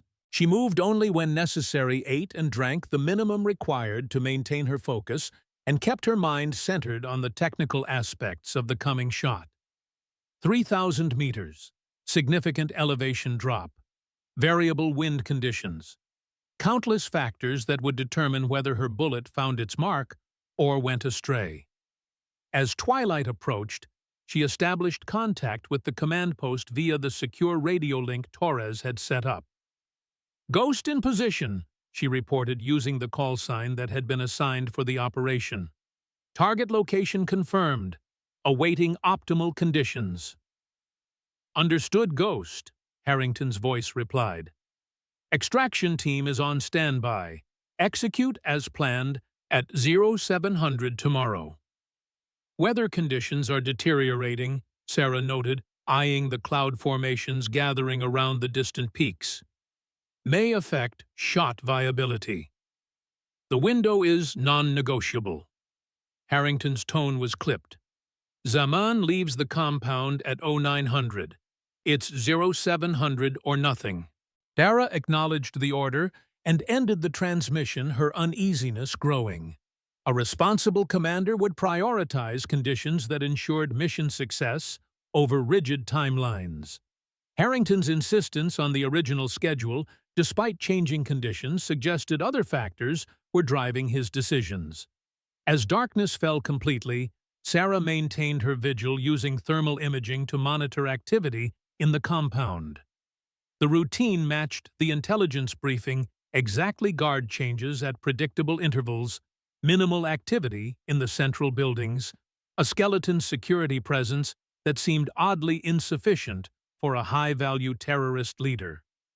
Around midnight, something unexpected caught her attention. A vehicle approached the compound, a rugged SUV with no lights moving with deliberate slowness. It stopped at the main gate where a brief exchange occurred before it was admitted. Sarah focused her scope on the new arrival, tracking its movement to the central building where Zaman was supposedly quartered. 3 figures emerged, 2 guards, and a third man in civilian clothing who moved with military bearing despite his attire. When the man turned toward the entrance, the thermal imaging captured his profile clearly enough for Sarah to recognize him. The recognition hit her like a physical blow. The man was American Special Forces. Specifically, he was Major Thomas Richards, one of her former teammates from Kraken Unit, supposedly killed in action 2 years earlier. Sarah's breath caught in her throat. Richards alive, apparently well, and walking freely into the headquarters of a terrorist organization. The implications were staggering. Either Richards had been captured and turned, or or the entire narrative about Black Crescent was a fabrication. Sarah remained absolutely still, her mind racing. Richards had been one of Marshall's most trusted operatives. His presence here could not be coincidental. He was either the deep cover asset they were supposedly extracting, or he was something else entirely, something that shattered the foundation of the mission as it had been presented to her. For the first time since accepting the mission, Sarah felt true doubt about her objective. She had agreed to eliminate a terrorist leader planning attacks on civilians. But what if Zaman wasn't what they claimed? What if this entire operation was something far darker, an elaborate cleanup operation eliminating witnesses to classified programs gone wrong? As dawn approached, Sarah faced the most difficult decision of her career. In less than 3 hours, she was expected to take a shot that would end a man's life and set in motion an extraction operation with unknown true objectives. Her training demanded she complete her mission as ordered. Her conscience demanded she understand what she was truly being asked to do. With methodical precision, she secured her position and equipment, then did something strictly forbidden by operational protocol. She moved closer to the target. Abandoning her hide position meant abandoning the perfect shot she'd spent hours preparing for. But Sarah needed answers more than she needed optimal firing conditions. If she was being used as an unwitting assassin in some internal intelligence community power play, she would not pull the trigger without knowing it. The ghost of Kandahar slipped through the pre-dawn darkness toward the Black Crescent compound, determined to uncover the truth before deciding whether to complete her mission or abort it entirely.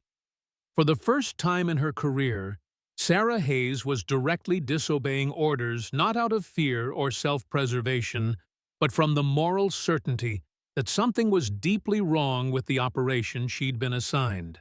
As she moved silently down the mountainside, Sarah reflected on the irony of her situation. She had left Kraken Unit because she could no longer bear the weight of taking lives without fully understanding why. Now, 3 years later, that same moral compass was driving her to risk everything, her career, her freedom, potentially, her life, to ensure she wasn't being used as a pawn in someone else's deadly game. The true mission, she realized, wasn't eliminating Malik Zaman. It was discovering what Zaman knew that made him dangerous enough to warrant such an elaborate operation to silence him permanently. And before the sun rose fully over the mountains, Sarah Hayes was determined to find that answer regardless of the consequences to herself or her mission. Dawn was still an hour away as Sarah moved through the shadows toward the Black Crescent compound. The terrain grew increasingly difficult, steep rocky inclines punctuated by loose scree that threatened to announce her presence with every step. But she moved with the silent efficiency that had earned her the call sign Ghost, each footfall placed with perfect precision. Her mind remained sharply focused on the immediate task, pushing away thoughts of the consequences of her actions. Abandoning her hide position and approaching the target compound directly violated every protocol in the operational manual. If caught, she'd face court-martial at best, a traitor's death at worst. But the alternative, taking a shot based on what she now suspected were deliberate deceptions, was unthinkable. As she drew closer to the compound, she slowed her pace, heightening her vigilance. The facility's outer security consisted of motion sensors, infrared cameras, and regular patrols, all documented in her mission brief. Sarah had memorized their positions and patterns, allowing her to exploit the blind spots in their coverage. 500 meters from the compound perimeter, she found suitable cover, a dense thicket of stunted pines growing from a rocky outcrop. From this position, she could observe the main gate through her scope while remaining concealed. The first hint of pre-dawn light was beginning to touch the eastern sky when her patience was rewarded. The same SUV she'd observed earlier was preparing to depart, 3 figures moving toward it from the main building. Using her scope, Sarah focused on the man she'd identified as Richards. In the growing light, there was no mistaking him. Major Thomas Richards, supposedly killed during an operation in Somalia 2 years ago, was very much alive. His face was thinner hair longer, but his movements, the distinctive way he carried himself, were unmistakable. Sarah had worked with him for 3 years. She knew him as well as anyone could know a fellow operator. Richards paused at the vehicle, saying something to a tall, bearded man, presumably Zaman. Their interaction wasn't that of captor and prisoner, nor of terrorist leader and subordinate. They spoke as equals with the easy familiarity of longtime associates. Sarah's blood ran cold. Richards wasn't a deep-cover asset or a captive. He was working with Zaman voluntarily, which meant either Richards had truly gone rogue, or more likely this entire operation wasn't what Harrington had claimed. She needed to get closer to hear what was being said. It was a reckless move, but Sarah had crossed too many lines already to turn back now. Leaving her rifle concealed in the thicket, she took only her sidearm and a small directional microphone designed to capture conversations at distance. Moving from shadow to shadow, using the compound's own security measures as cover, staying in the blind spots between camera coverage. Timing her movements to coincide with the guards' patterns, she approached within 50 meters of the main gate, positioning herself behind a low stone wall. Through the microphone, fragments of conversation became audible. "Shipment arrives tomorrow. Marshal wants confirmation before proceeding." Richards's voice was unmistakable, though pitched lower than Sarah remembered. "He'll have it," Zaman replied. "But I want assurances. After what happened in Raven Hills, my people are nervous. Raven Hills was unfortunate. Local fighters got overzealous. 27 of my men died. And how many civilians would have died if they'd succeeded?" Richards countered. "The supply convoy was carrying more than just medical equipment." Sarah frowned. What was Richards talking about? The Raven Hills convoy had been a standard relief mission, medical supplies, food equipment for a forward operating base. "Marshall's playing a dangerous game," Zaman said, lowering his voice. "If the intel we recovered gets out—" "It won't," Richards cut him off. "That's why I'm here. The operation is proceeding as planned. And the sniper, your ghost." Sarah went absolutely still, her breath catching in her throat. "In position," Richards confirmed. "She believes she's taking out a terrorist leader planning attacks on American soil." Zaman gave a bitter laugh. "A convenient story." "She'll take the shot," Richards said with certainty. "Hayes is predictable that way. Her conscience won't let her walk away if she believes innocent lives are at stake." The betrayal hit Sarah like a physical blow. Richards, her former teammate, was deliberately using her moral compass against her, manipulating her into an assassination based on false pretenses. "And afterward," Zaman asked, "the extraction team eliminates her, clean professional, another casualty of a high-risk operation." Sarah fought to control her breathing as the full scope of the deception became clear. She wasn't just the shooter in this operation, she was the patsy. The fall guy who would be disposed of once she'd served her purpose, leaving no witnesses to whatever was really happening here. "I still don't like it," Zaman said, "using one of your own this way." "Hayes stopped being one of us when she walked away," Richards replied coldly. "Besides, Marshall was clear. This ends today one way or another." The men moved toward the SUV, their voices fading as they prepared to depart. Sarah remained frozen in place, processing what she'd heard. Her mind raced through the implications, assembling the pieces of a puzzle she hadn't known she was solving. Black Crescent wasn't a terrorist organization, or at least not in the way Harrington had described. It appeared to be some kind of covert operation, with connections to General Marshall. The Raven Hills ambush hadn't been a terrorist attack, but something more complex, and now she was being used as an unwitting assassin with her own death planned as the final act of the operation. Sarah needed to move to get back to her equipment and reassess. But as she began to withdraw, the worst possible sound reached her ears, the unmistakable chambering of a round in a rifle close behind her. "Don't move," a voice whispered in American accented English. "Hands where I can see them." Slowly, Sarah raised her hands, mind calculating options. The voice belonged to a man positioned somewhere behind her right shoulder, too far to reach with a sudden move. "Stand up, slowly," she complied, turning as she rose to face her captor. The man wore the same uniform as the Black Crescent Guards, but his bearing was unmistakably American military. Special Forces by the looks of him. "Ace," he said, recognition flickering across his face. "Shit, you're supposed to be at the sniper hide." She kept her expression neutral. "And you're supposed to be part of the extraction team, I'm guessing." The man's eyes narrowed. "Command said you went off comms. Sent me to check your position." He gestured with his rifle. "Move, we're going inside." Sarah weighed her options. Fighting here would create noise, draw attention. Better to appear compliant, look for opportunities inside the compound where she might gain information before making her escape. "Lead the way," she said calmly. The guard kept his rifle trained on her as they approached the gate.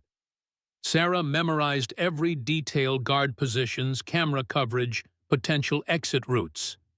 If she was being led into a trap, she'd need every advantage to get out alive. Inside the compound, Sarah was surprised by what she saw. Rather than the terrorist training camp described in her briefing, this appeared to be a sophisticated intelligence operation. Satellite communications equipment, computer systems, analysts working at monitoring stations.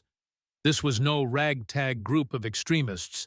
This was a professional outfit with military-grade resources. She was led to a small, windowless room and ordered to sit in a metal chair. The guard took her sidearm and the microphone, then departed, locking the door behind him. Sarah immediately examined her surroundings, looking for anything that might serve as a weapon or a means of escape. The room was spartanly furnished, just the chair, a metal table, and a security camera in the corner. The walls were concrete, the door heavy steel. It was in every sense an interrogation room designed to hold dangerous individuals. 10 minutes passed before the door opened again. Sarah straightened as Richards entered, closing the door behind him. "Hayes?" he said, his tone conversational, as if they were meeting at a briefing rather than in a detention cell.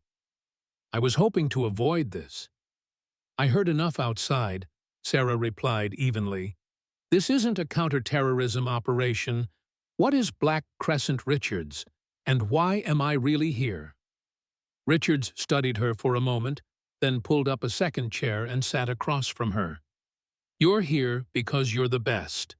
Because no one else could make that shot reliably. The shot you planned to have me killed for taking." He didn't deny it. "Operational security. Nothing personal." "Nothing personal." Sarah leaned forward. "You were going to have me executed." "I was following orders," Richards said, his voice hardening. "Something you used to understand, men, before you decided your conscience was more important than your duty."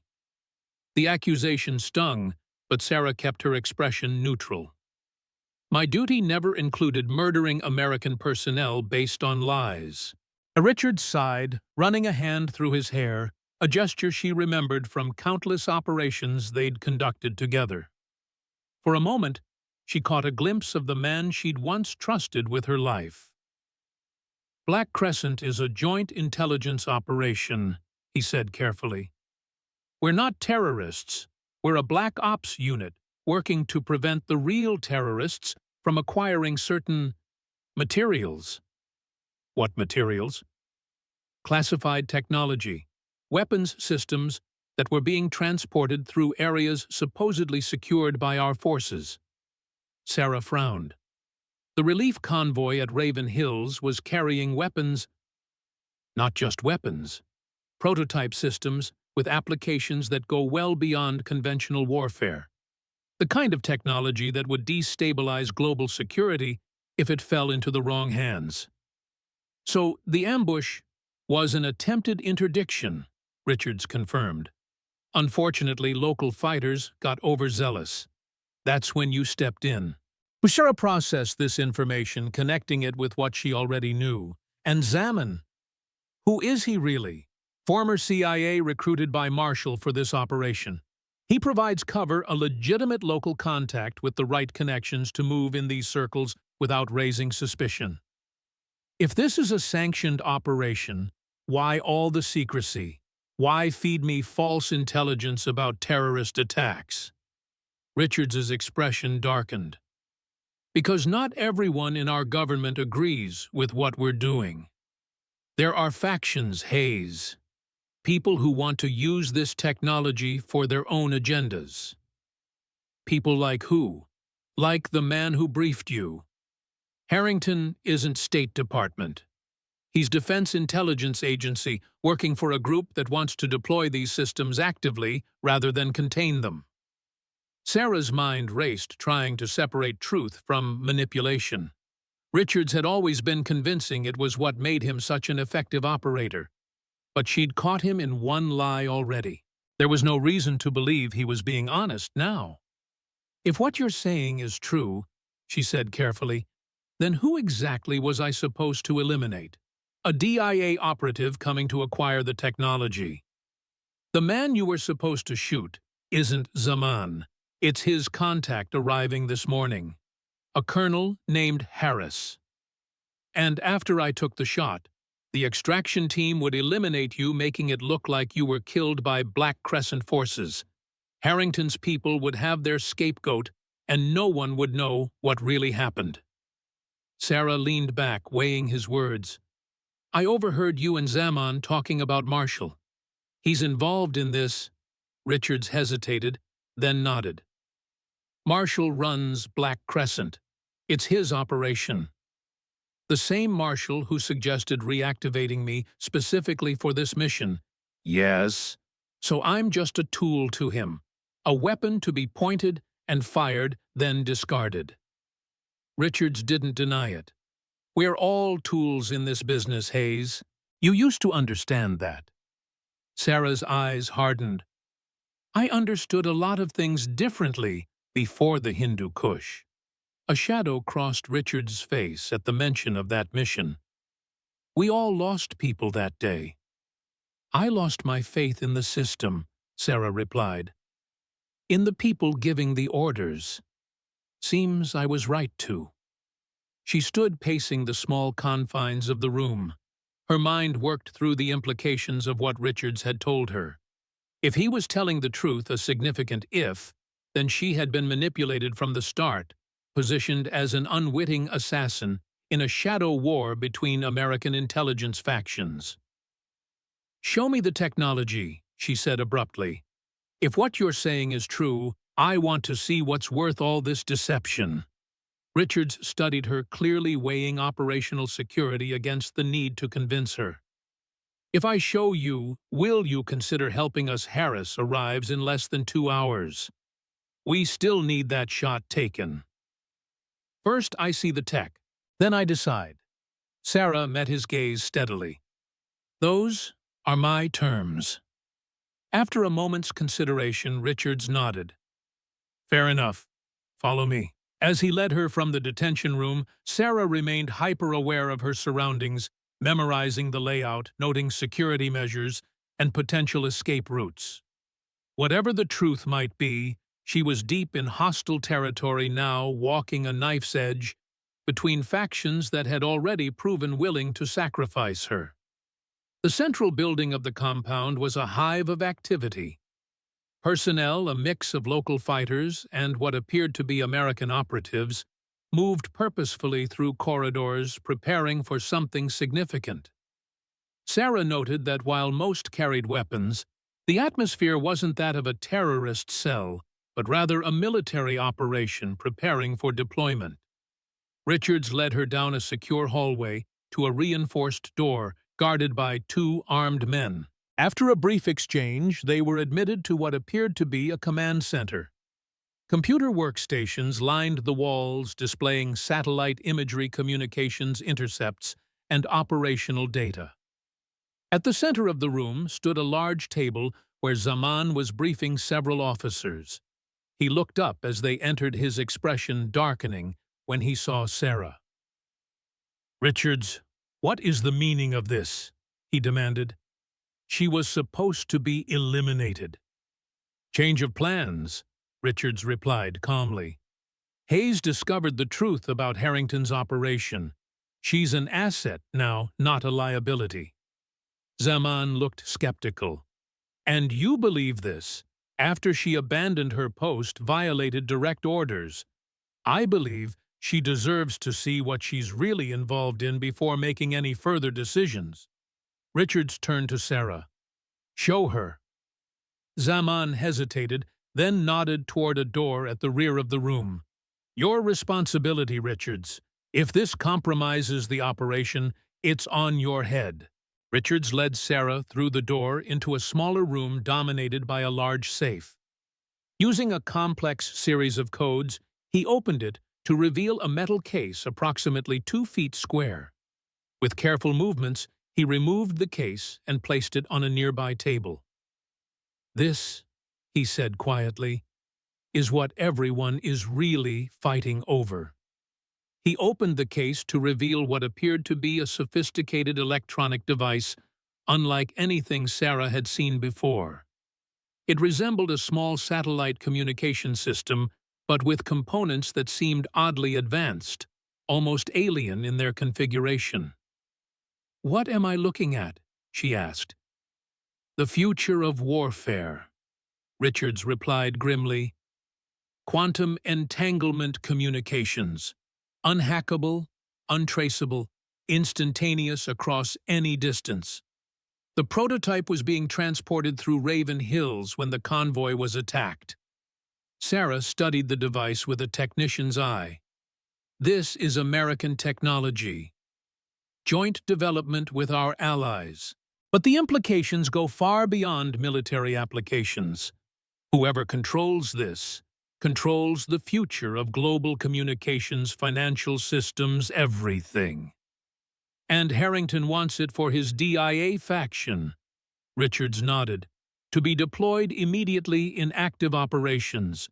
Marshall believes it needs further testing safeguards, hence the conflict." Sarah's mind raced, connecting dots.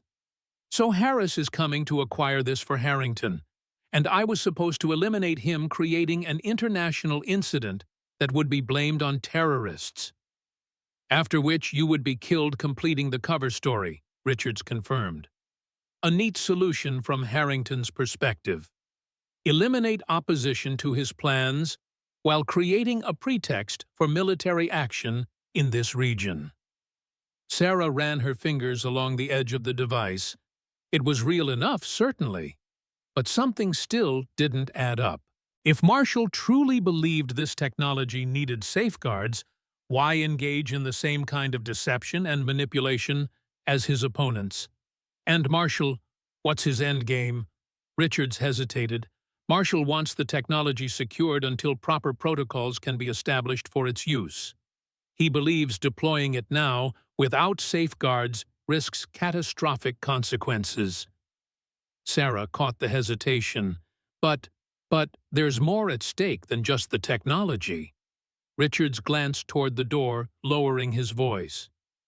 "The Hindu Kush operation, the one where you lost your team, that wasn't a standard counter-terrorism mission." The mention of that fateful mission sent a cold chill through Sarah. "What do you mean? Your team was there to recover an early prototype of this same technology. The insurgents you were targeting had acquired it after a transport was compromised." Sarah stared at him, a growing sense of horror rising within her. We were never told that. We thought it was a high-value target elimination. Need-to-know basis, Richards said quietly. The mission parameters were compartmentalized. Only Marshall and the team leader knew the full objective. Chen, Sarah whispered. Captain David Chen, the team leader who had died alongside the others while she provided overwatch from her sniper position. Yes, Chen knew what you were really there to recover. The rest of you were told only what Marshall deemed necessary for operational security. A terrible suspicion began forming in Sarah's mind. Did Marshall know the weather would turn? That blizzard hit us with no warning, no time to extract safely.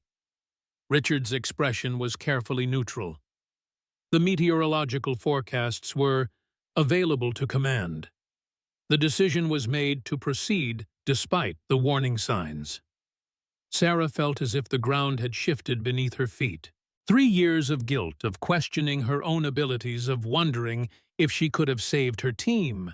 And now she learned they had been deliberate sacrifices in a mission whose true purpose had been hidden from them.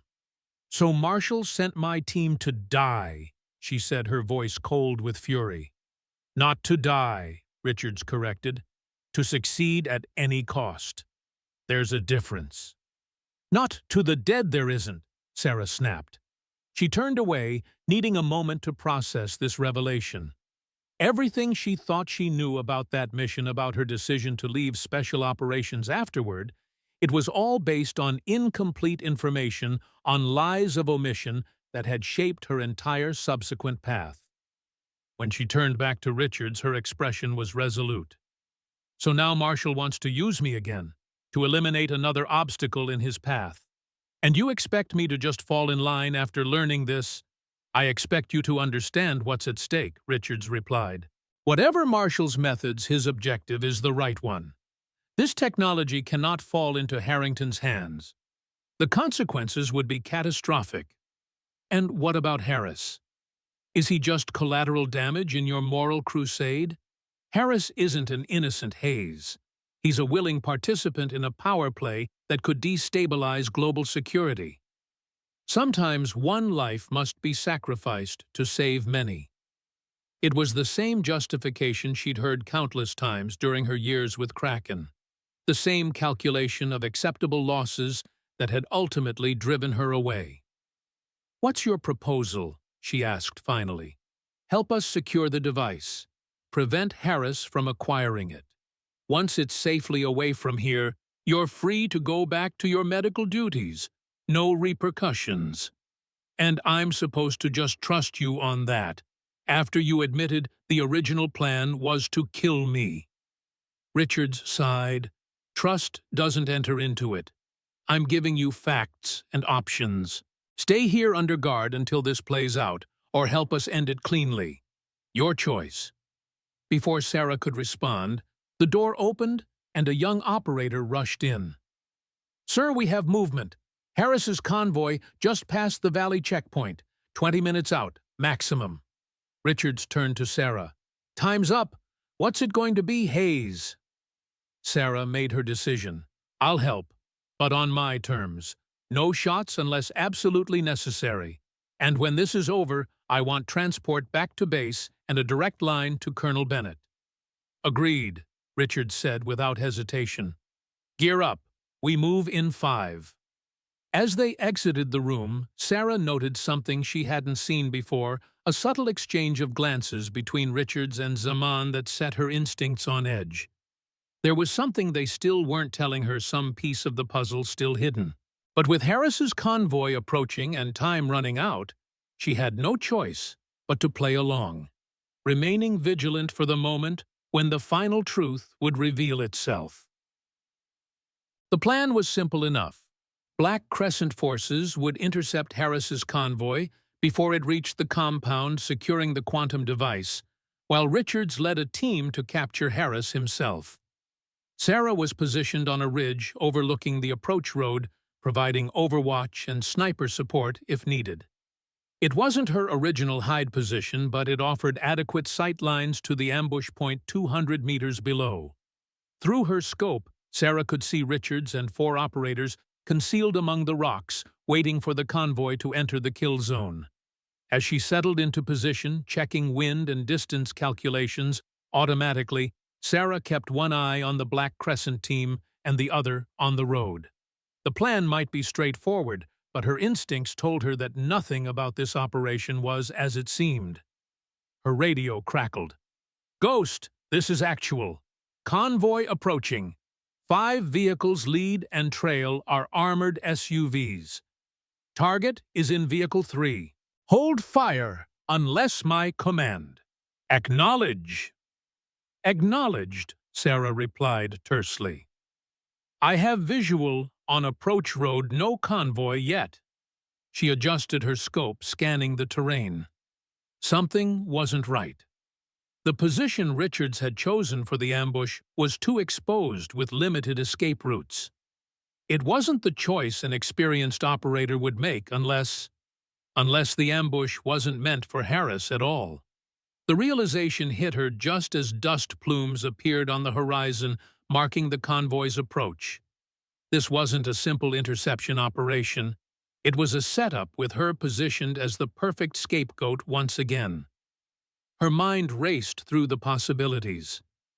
If Richards was working for Marshall, and Marshall wanted the quantum technology secured, why risk an open confrontation with Harris's team? Why not simply move the device before Harris arrived? Unless the device wasn't what really mattered. Sarah focused her scope on Richards, studying his body language. He was too calm, too composed for someone about to engage in a high-risk interdiction. His team was positioned for maximum visibility, not tactical advantage. They wanted to be seen. They wanted to be attacked. And suddenly, the final piece clicked into place. This wasn't about the technology at all. It was about creating an incident, a pretense for something bigger. Richards hadn't been lying about Harrington's faction within the DIA, but he hadn't told the whole truth either. Both sides, Marshall's and Harrington's, were playing a deeper game, and both had tried to position her as their unwitting agent. The convoy came into view, moving at steady speed toward the ambush point. 5 vehicles, just as Richards had described. Sarah kept her scope trained on the center vehicle supposedly carrying Colonel Harris, but she didn't place her finger on the trigger. "Ghost target approaching. Stand by." Richards' voice came through the radio. Sarah remained silent, watching events unfold with growing certainty that she was witnessing an elaborate charade. The convoy slowed as it approached a narrow section of road, the perfect ambush point.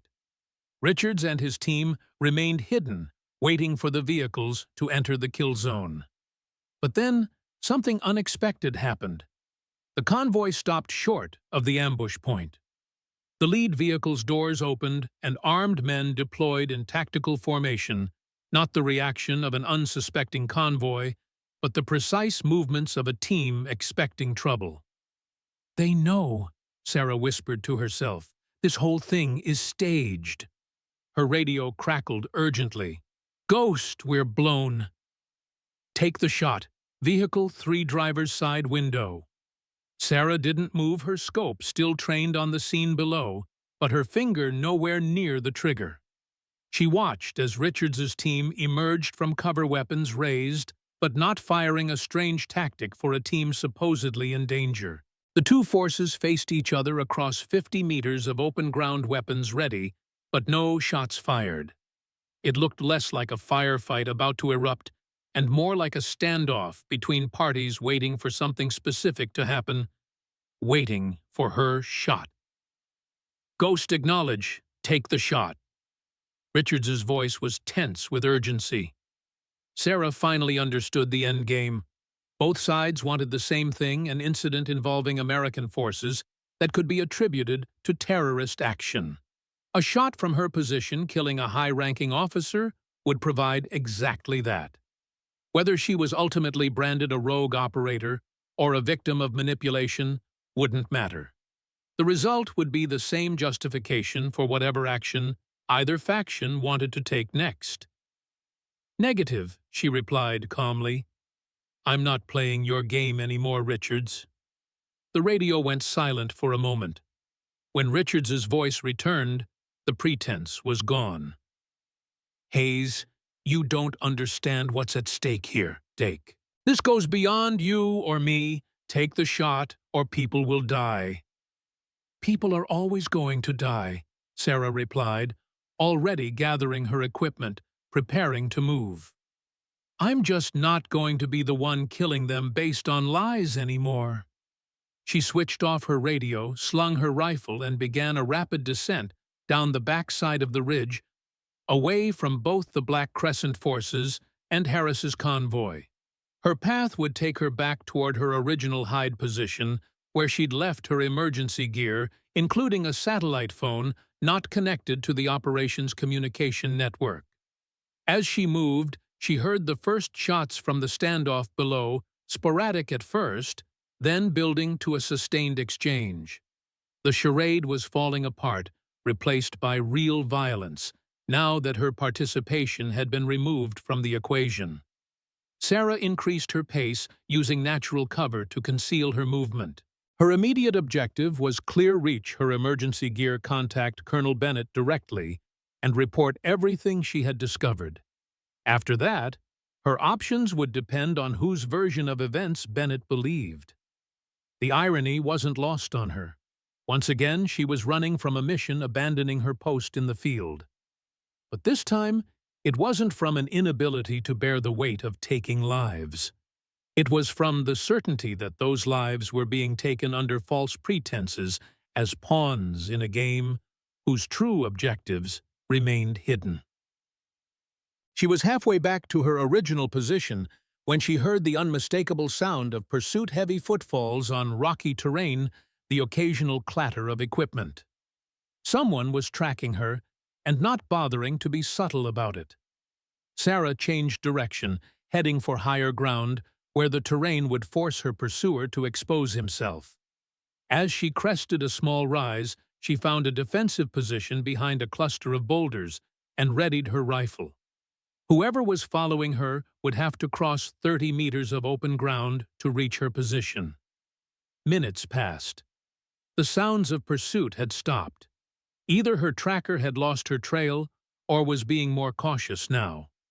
Sarah controlled her breathing, maintaining perfect stillness as she scanned the approaches through her scope.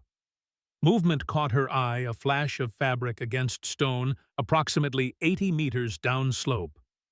She adjusted her aim slightly and waited. Patience had always been her greatest strength as a sniper. "Let the target come to you," her instructors had taught. "Never rush the shot." A figure emerged from cover, moving with tactical precision from one position of concealment to the next. Sarah recognized the approach pattern. It was standard Kraken unit procedure for pursuing a hostile in unfamiliar terrain.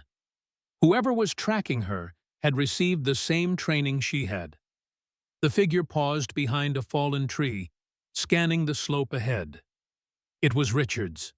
Sarah had a clear shot. At this range, with minimal wind, it would be one of the easiest shots she'd ever made. Her finger rested lightly beside the trigger guard, not yet committed to action. Richards moved again, closing the distance to 60 meters. He was good, using the available cover, effectively minimizing his exposure. But Sarah had been the best Kraken had ever produced. She saw opportunities, he missed angles of approach he hadn't considered. "I know you're up there, Hayes," Richards called out suddenly. "We need to talk." Sarah remained silent, watching through her scope as he took cover behind a large boulder. "I'm coming up alone," he continued. "Unarmed. We can end this without bloodshed." To prove his point, Richards set his rifle down beside the boulder, then stood with his hands raised, clearly visible. "I'm walking up now," he announced, beginning a slow ascent toward her position. Sarah kept her rifle trained on him, watching for any sign of deception. This close, she could see his face clearly, Through the scope, the lines of tension around his eyes, the grim set of his jaw, the calculation behind his apparent surrender. When he was 20 meters away, she finally spoke. "That's far enough." Richards stopped, hands still raised. "You're making a mistake, Hayes. You don't have the full picture." "I have enough of it," Sarah replied. "Both sides want me to create an incident by taking a shot. Both plan to eliminate me afterward. What am I missing?" "Context," Richards said. "Meaning, the why behind it all. Enlighten me." Richards lowered his hands slightly. "The quantum tech is real. So is the conflict between Marshall and Harrington. But the stakes are higher than I told you. This isn't just about who controls a new technology." "What is it about, then?" "Evidence," Richards said, his voice dropping. "Evidence of operations that would destroy careers, topple administrations. The Hindu Kush mission wasn't just about recovering technology. It was about eliminating witnesses who knew too much." Sarah's grip on her rifle tightened. Witnesses to what? To a program that violated every international law on the books. Tests of experimental systems on civilian populations. Operations conducted without congressional oversight or approval. "And my team stumbled onto this." Richards nodded grimly. "Chen found documentation while recovering the prototype. He made copies, hid them. Marshall's been hunting those files ever since." "And Harris? Where does he fit in?" "Harris has the files. He's been using them as leverage, playing both sides against each other. The technology is secondary. It's the evidence everyone really wants." Sarah processed this information, her tactical mind sorting through implications, looking for inconsistencies. "If that's true, why tell me now? Why not back at the compound?" "Because the compound is compromised. Electronic surveillance everywhere. Marshall has ears in every room." "Convenient?" Sarah observed coolly. "A story I can't verify told in a location where no one can overhear." Richards took a step forward. "Hayes, I'm trying to—" "Stay where you are," Sarah warned, her tone leaving no room for negotiation. Richards froze. "I'm not your enemy here." "You're not my friend either," Sarah countered. "You admitted you were going to have me killed." "That was the official plan. I had my own extraction prepared for you." Richards's eyes met hers directly. "I never intended to let them eliminate you." "Why should I believe that?" "Because I could have killed you a dozen times on the way up here if that was my intention," Richards pointed out. "I let you see me coming. I put down my weapon." It was a fair point. If Richards had wanted her dead, there had been better opportunities than this confrontation. "What do you want from me?" Sarah asked, not lowering her rifle. "Help me secure the evidence Harris is carrying. Not for Marshall or Harrington, but for the truth. Those files need to reach the right people, people who can ensure accountability." "And who would that be?" "More shadowy government operatives. More liars with agendas." Richards shook his head. "Independent oversight. The Inspector General's office. Senators with the right clearances and the backbone to act." Sarah's instincts were divided. Everything in her operational training told her this could be another layer of manipulation. But something in Richards's manner, a certain tension, a desperation that couldn't be entirely feigned, suggested he might actually be telling the truth, or at least a version of it. "The firefight below," she said. "What's really happening?"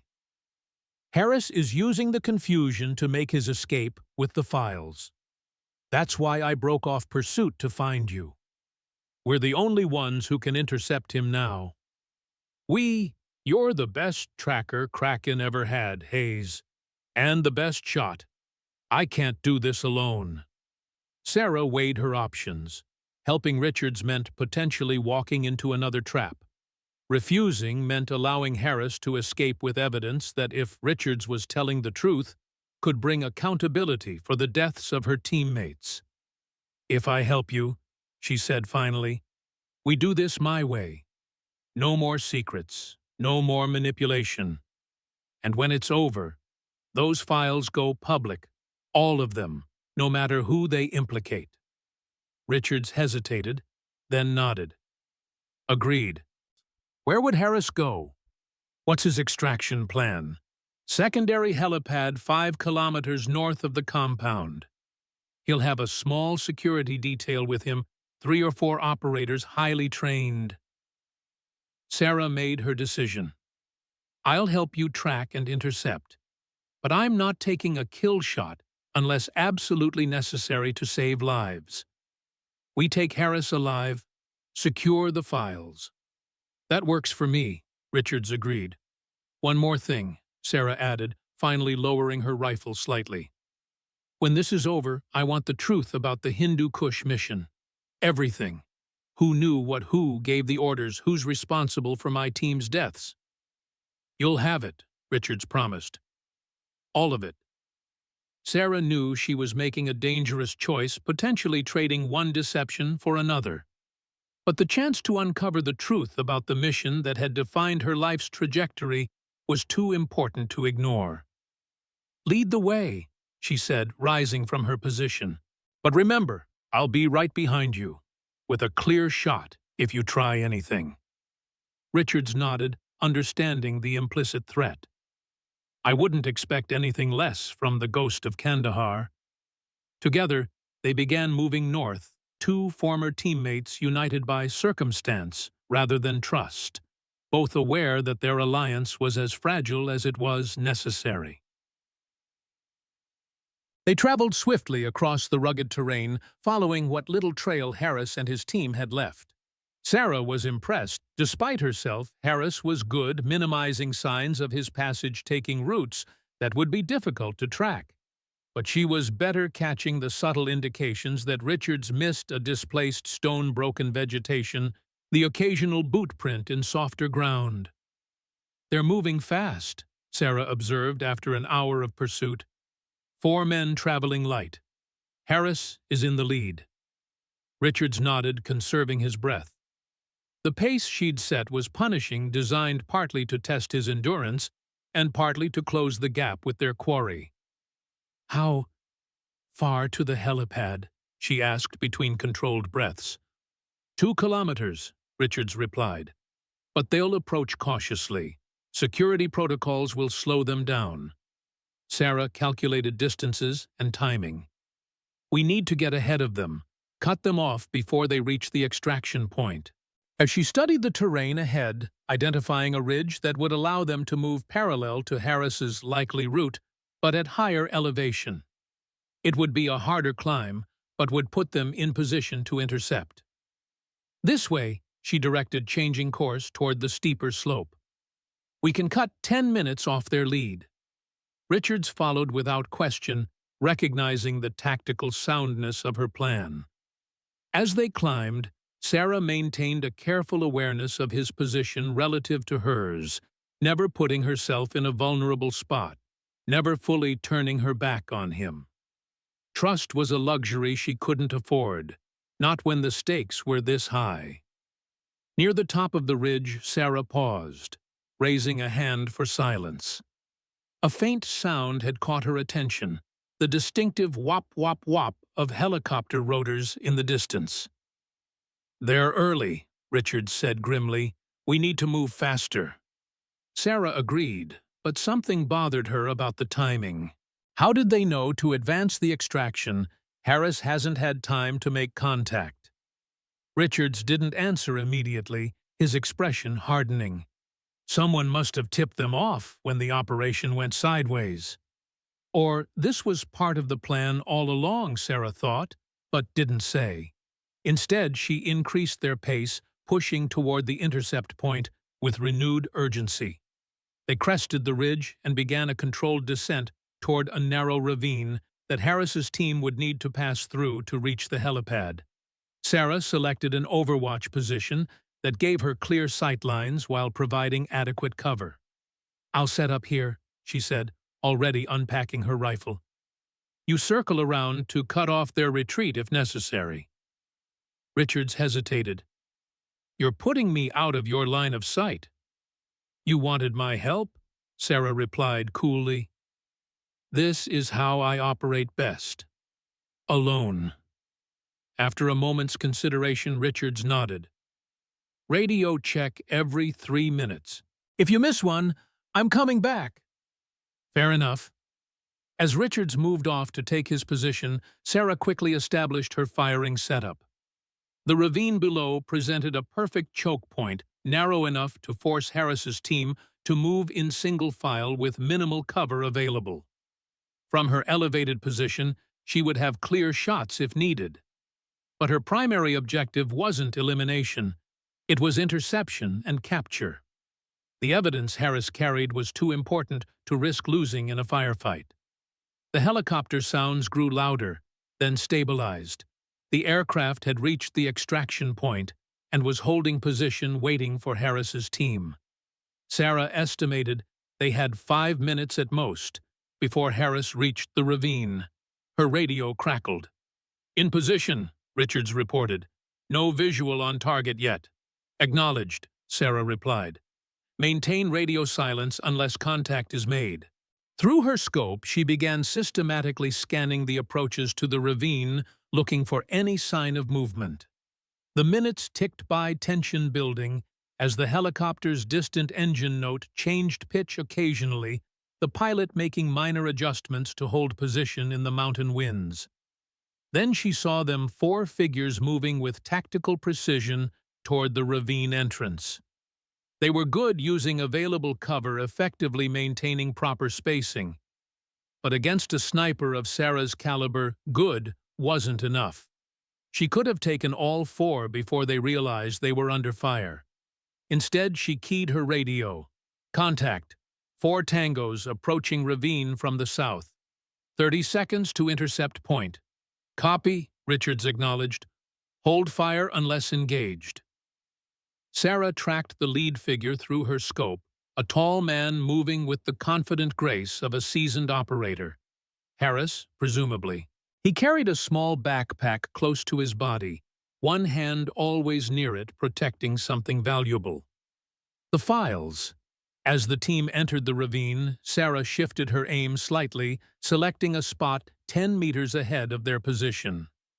When Harris reached that exact point, she fired not at him, but at the rock face beside him, sending fragments of stone spraying harmlessly but unmistakably as a warning shot.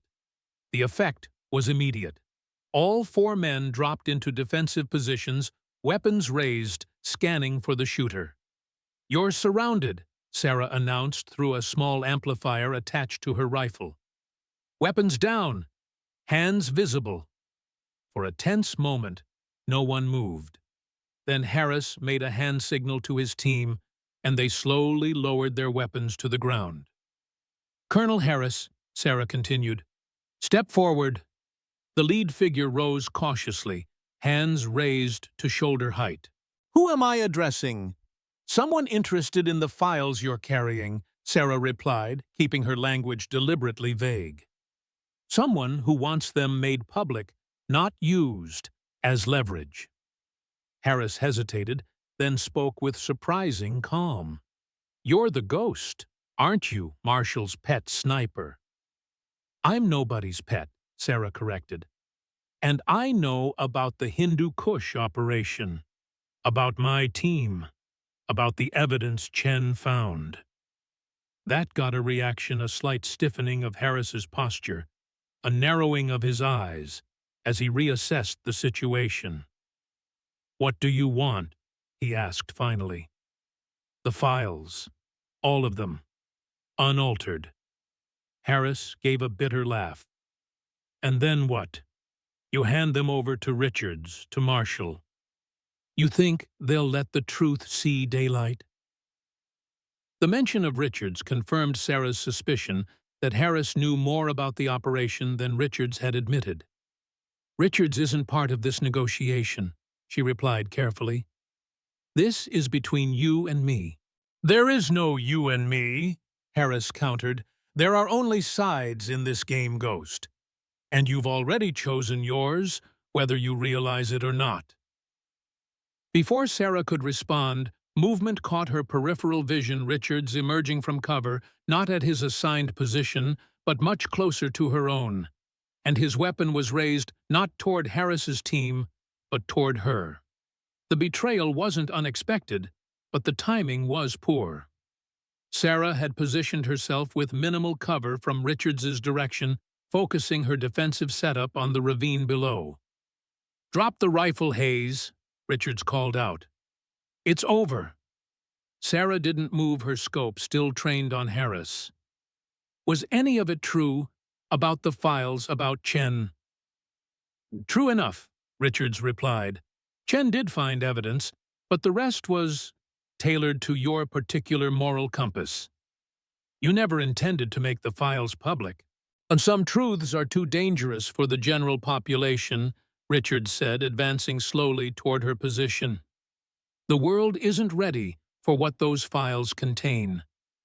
Sarah processed her options rapidly. She was caught between Richards above and Harris's team below. Direct confrontation would likely end with her death or capture. Neither option appealed. "Colonel Harris," she called out, "I'm guessing you've got your own extraction plan, one that doesn't involve the helicopter." Harris didn't respond immediately, clearly calculating his own options. "The files need to go public," Sarah continued. "All of them. No redactions, no convenient omissions. The people responsible for Hindu Kush need to face consequences." "That's not how this works," Richards interrupted. "Those files implicate people at the highest levels of government. The fallout would be catastrophic." "Sometimes a system needs to burn before it can be rebuilt," Sarah replied, not taking her eye from the scope. "Isn't that what you taught me, Richards, that sometimes sacrifices are necessary for the greater good?" Harris seemed to come to a decision. "There's a secure server," he said suddenly. "Access codes in the files. Dead man's switch set to release everything if I don't check in every 24 hours. Richards swore under his breath. "He's bluffing." "Maybe," Sarah acknowledged. "But do you want to risk it?" She made her decision in that split second of uncertainty. In one fluid motion, she shifted her aim from Harris to a point just above Richards's position and fired. The bullet struck a precariously balanced boulder, dislodging it and sending it tumbling toward him. Richards was forced to dive for cover, giving Sarah the moment she needed. She rolled away from her position, abandoning the rifle as she moved to more defensible ground. Drawing her sidearm, she took cover behind a large rock formation. "Harris," she called out, "I'm giving you and your team 60 seconds to clear the area. After that, all bets are off." Harris didn't need to be told twice. He and his team retrieved their weapons and began a rapid but controlled withdrawal through the ravine. Richards recovered quickly, taking a firing position with a partial line of sight to Sarah's location. "They're getting away with the files," he shouted. "Is that what you want?" "What I want," Sarah replied calmly, "is the truth, and I'm done trusting either side to provide it." The distinctive sound of the helicopter's engines changed pitch. It was departing its extraction mission, aborted. But Sarah suspected Harris had never intended to use it anyway. It had been a diversion, a visible target to draw attention while the real escape happened elsewhere. Richards seemed to realize this too. "You've just guaranteed those files will be used as leverage, Hayes. Traded for immunity for power. Is that justice for your team?" "My team is dead because people like you and Marshall decided their lives were acceptable collateral damage," Sarah replied, her voice steady despite the emotion behind her words. "I'm done being part of that calculation." A tense standoff ensued, neither willing to expose themselves to fire from the other. Sarah knew she needed to break the stalemate. Her position was defensible, but ultimately untenable. She couldn't remain here indefinitely. "Richards," she called out after several minutes of silence, "you have two choices. Try to take me down and risk failing, or withdraw and salvage what you can of this operation. Either way, I'm leaving this mountain. The only question is whether you're coming after me." "And then what?" Richards asked. "Where does the ghost of Kandahar go when she's burned all her bridges?" It was a fair question, one Sarah had been asking herself since the moment she'd discovered the truth about this mission. Where does a sniper go when she can no longer trust the people giving the orders? When the causes she's fought for turn out to be built on lies? "I go where I'm needed," she answered finally. "Where I can do the most good. Not as a weapon, but as a healer." Richards's bitter laugh echoed off the rocks.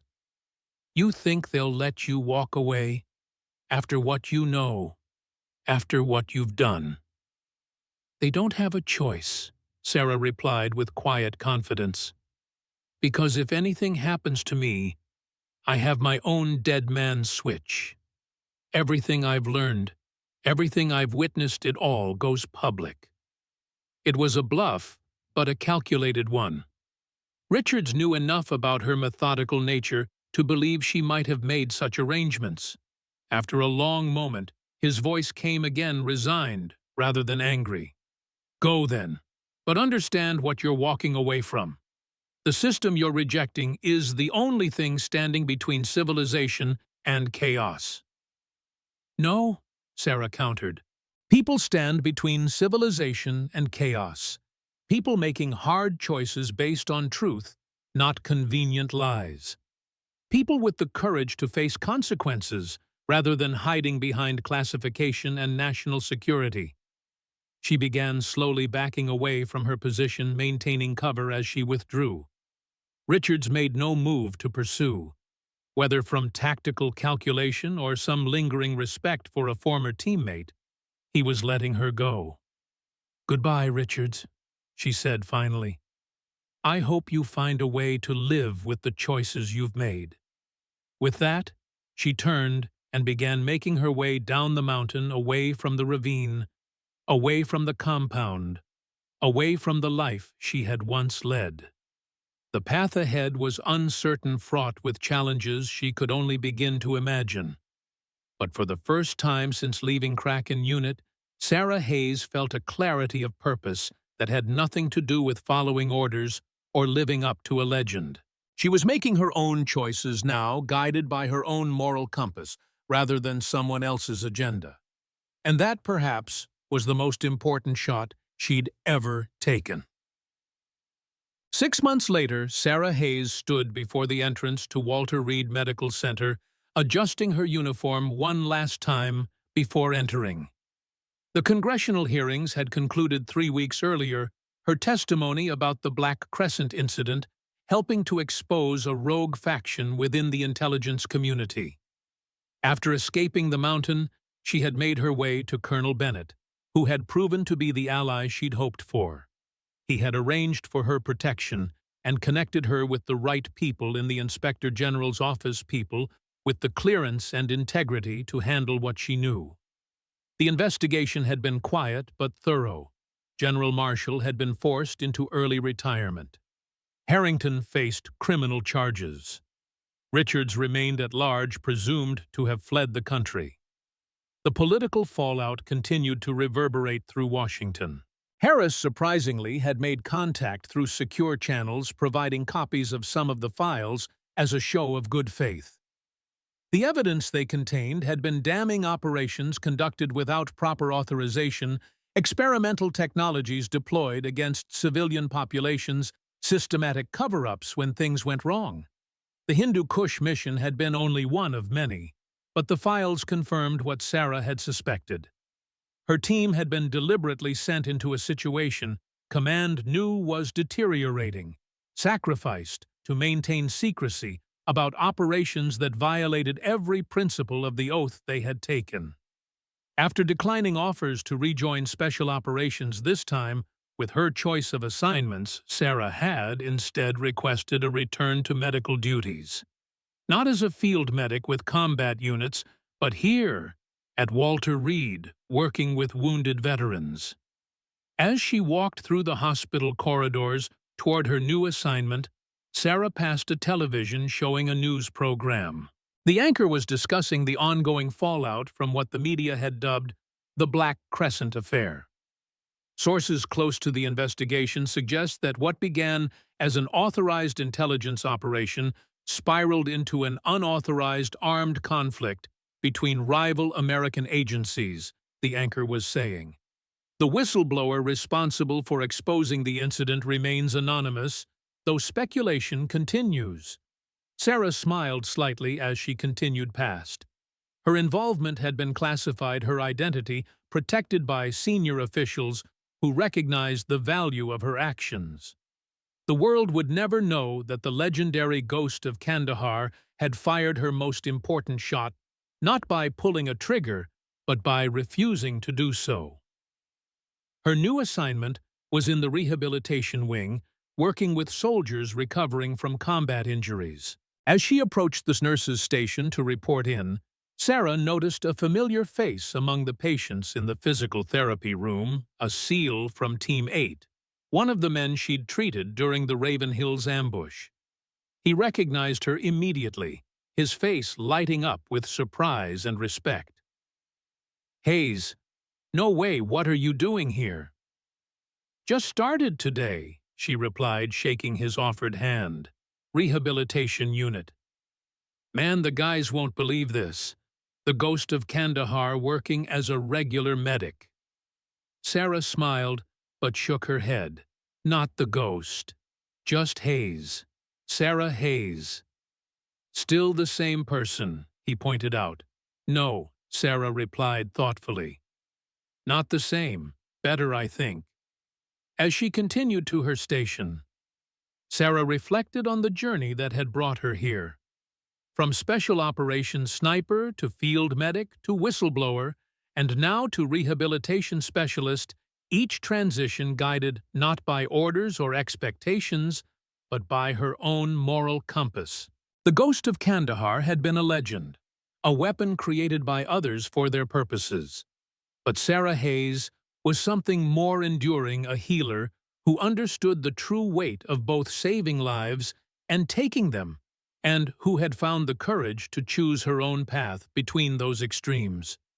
Later that afternoon, as she worked with a young Marine struggling to regain strength in his injured leg, Sarah felt a sense of purpose more profound than any she'd experienced behind a rifle scope.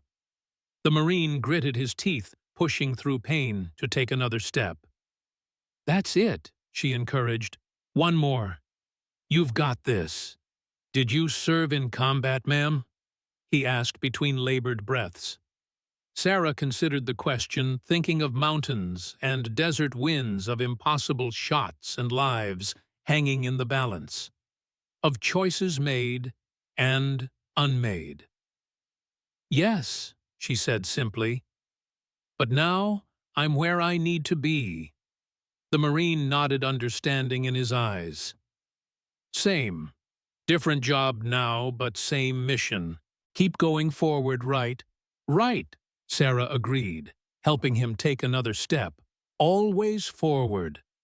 As the day continued, Sarah moved from patient to patient, her skilled hands now bringing healing rather than harm. The specialized precision that had once made her an exceptional sniper now made her an exceptional therapist, her intimate knowledge of what bullets did to human bodies giving her unique insight into the recovery process. The small woman they had once underestimated had proven once again that true strength lies not in what you can destroy, but in what you choose to protect.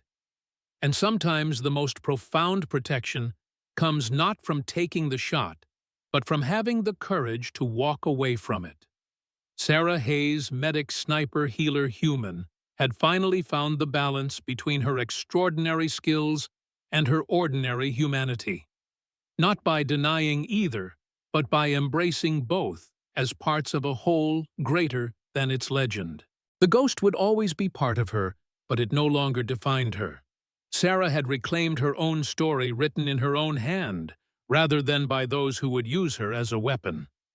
And in that reclamation, she had found something more valuable than any reputation or record. She had found peace.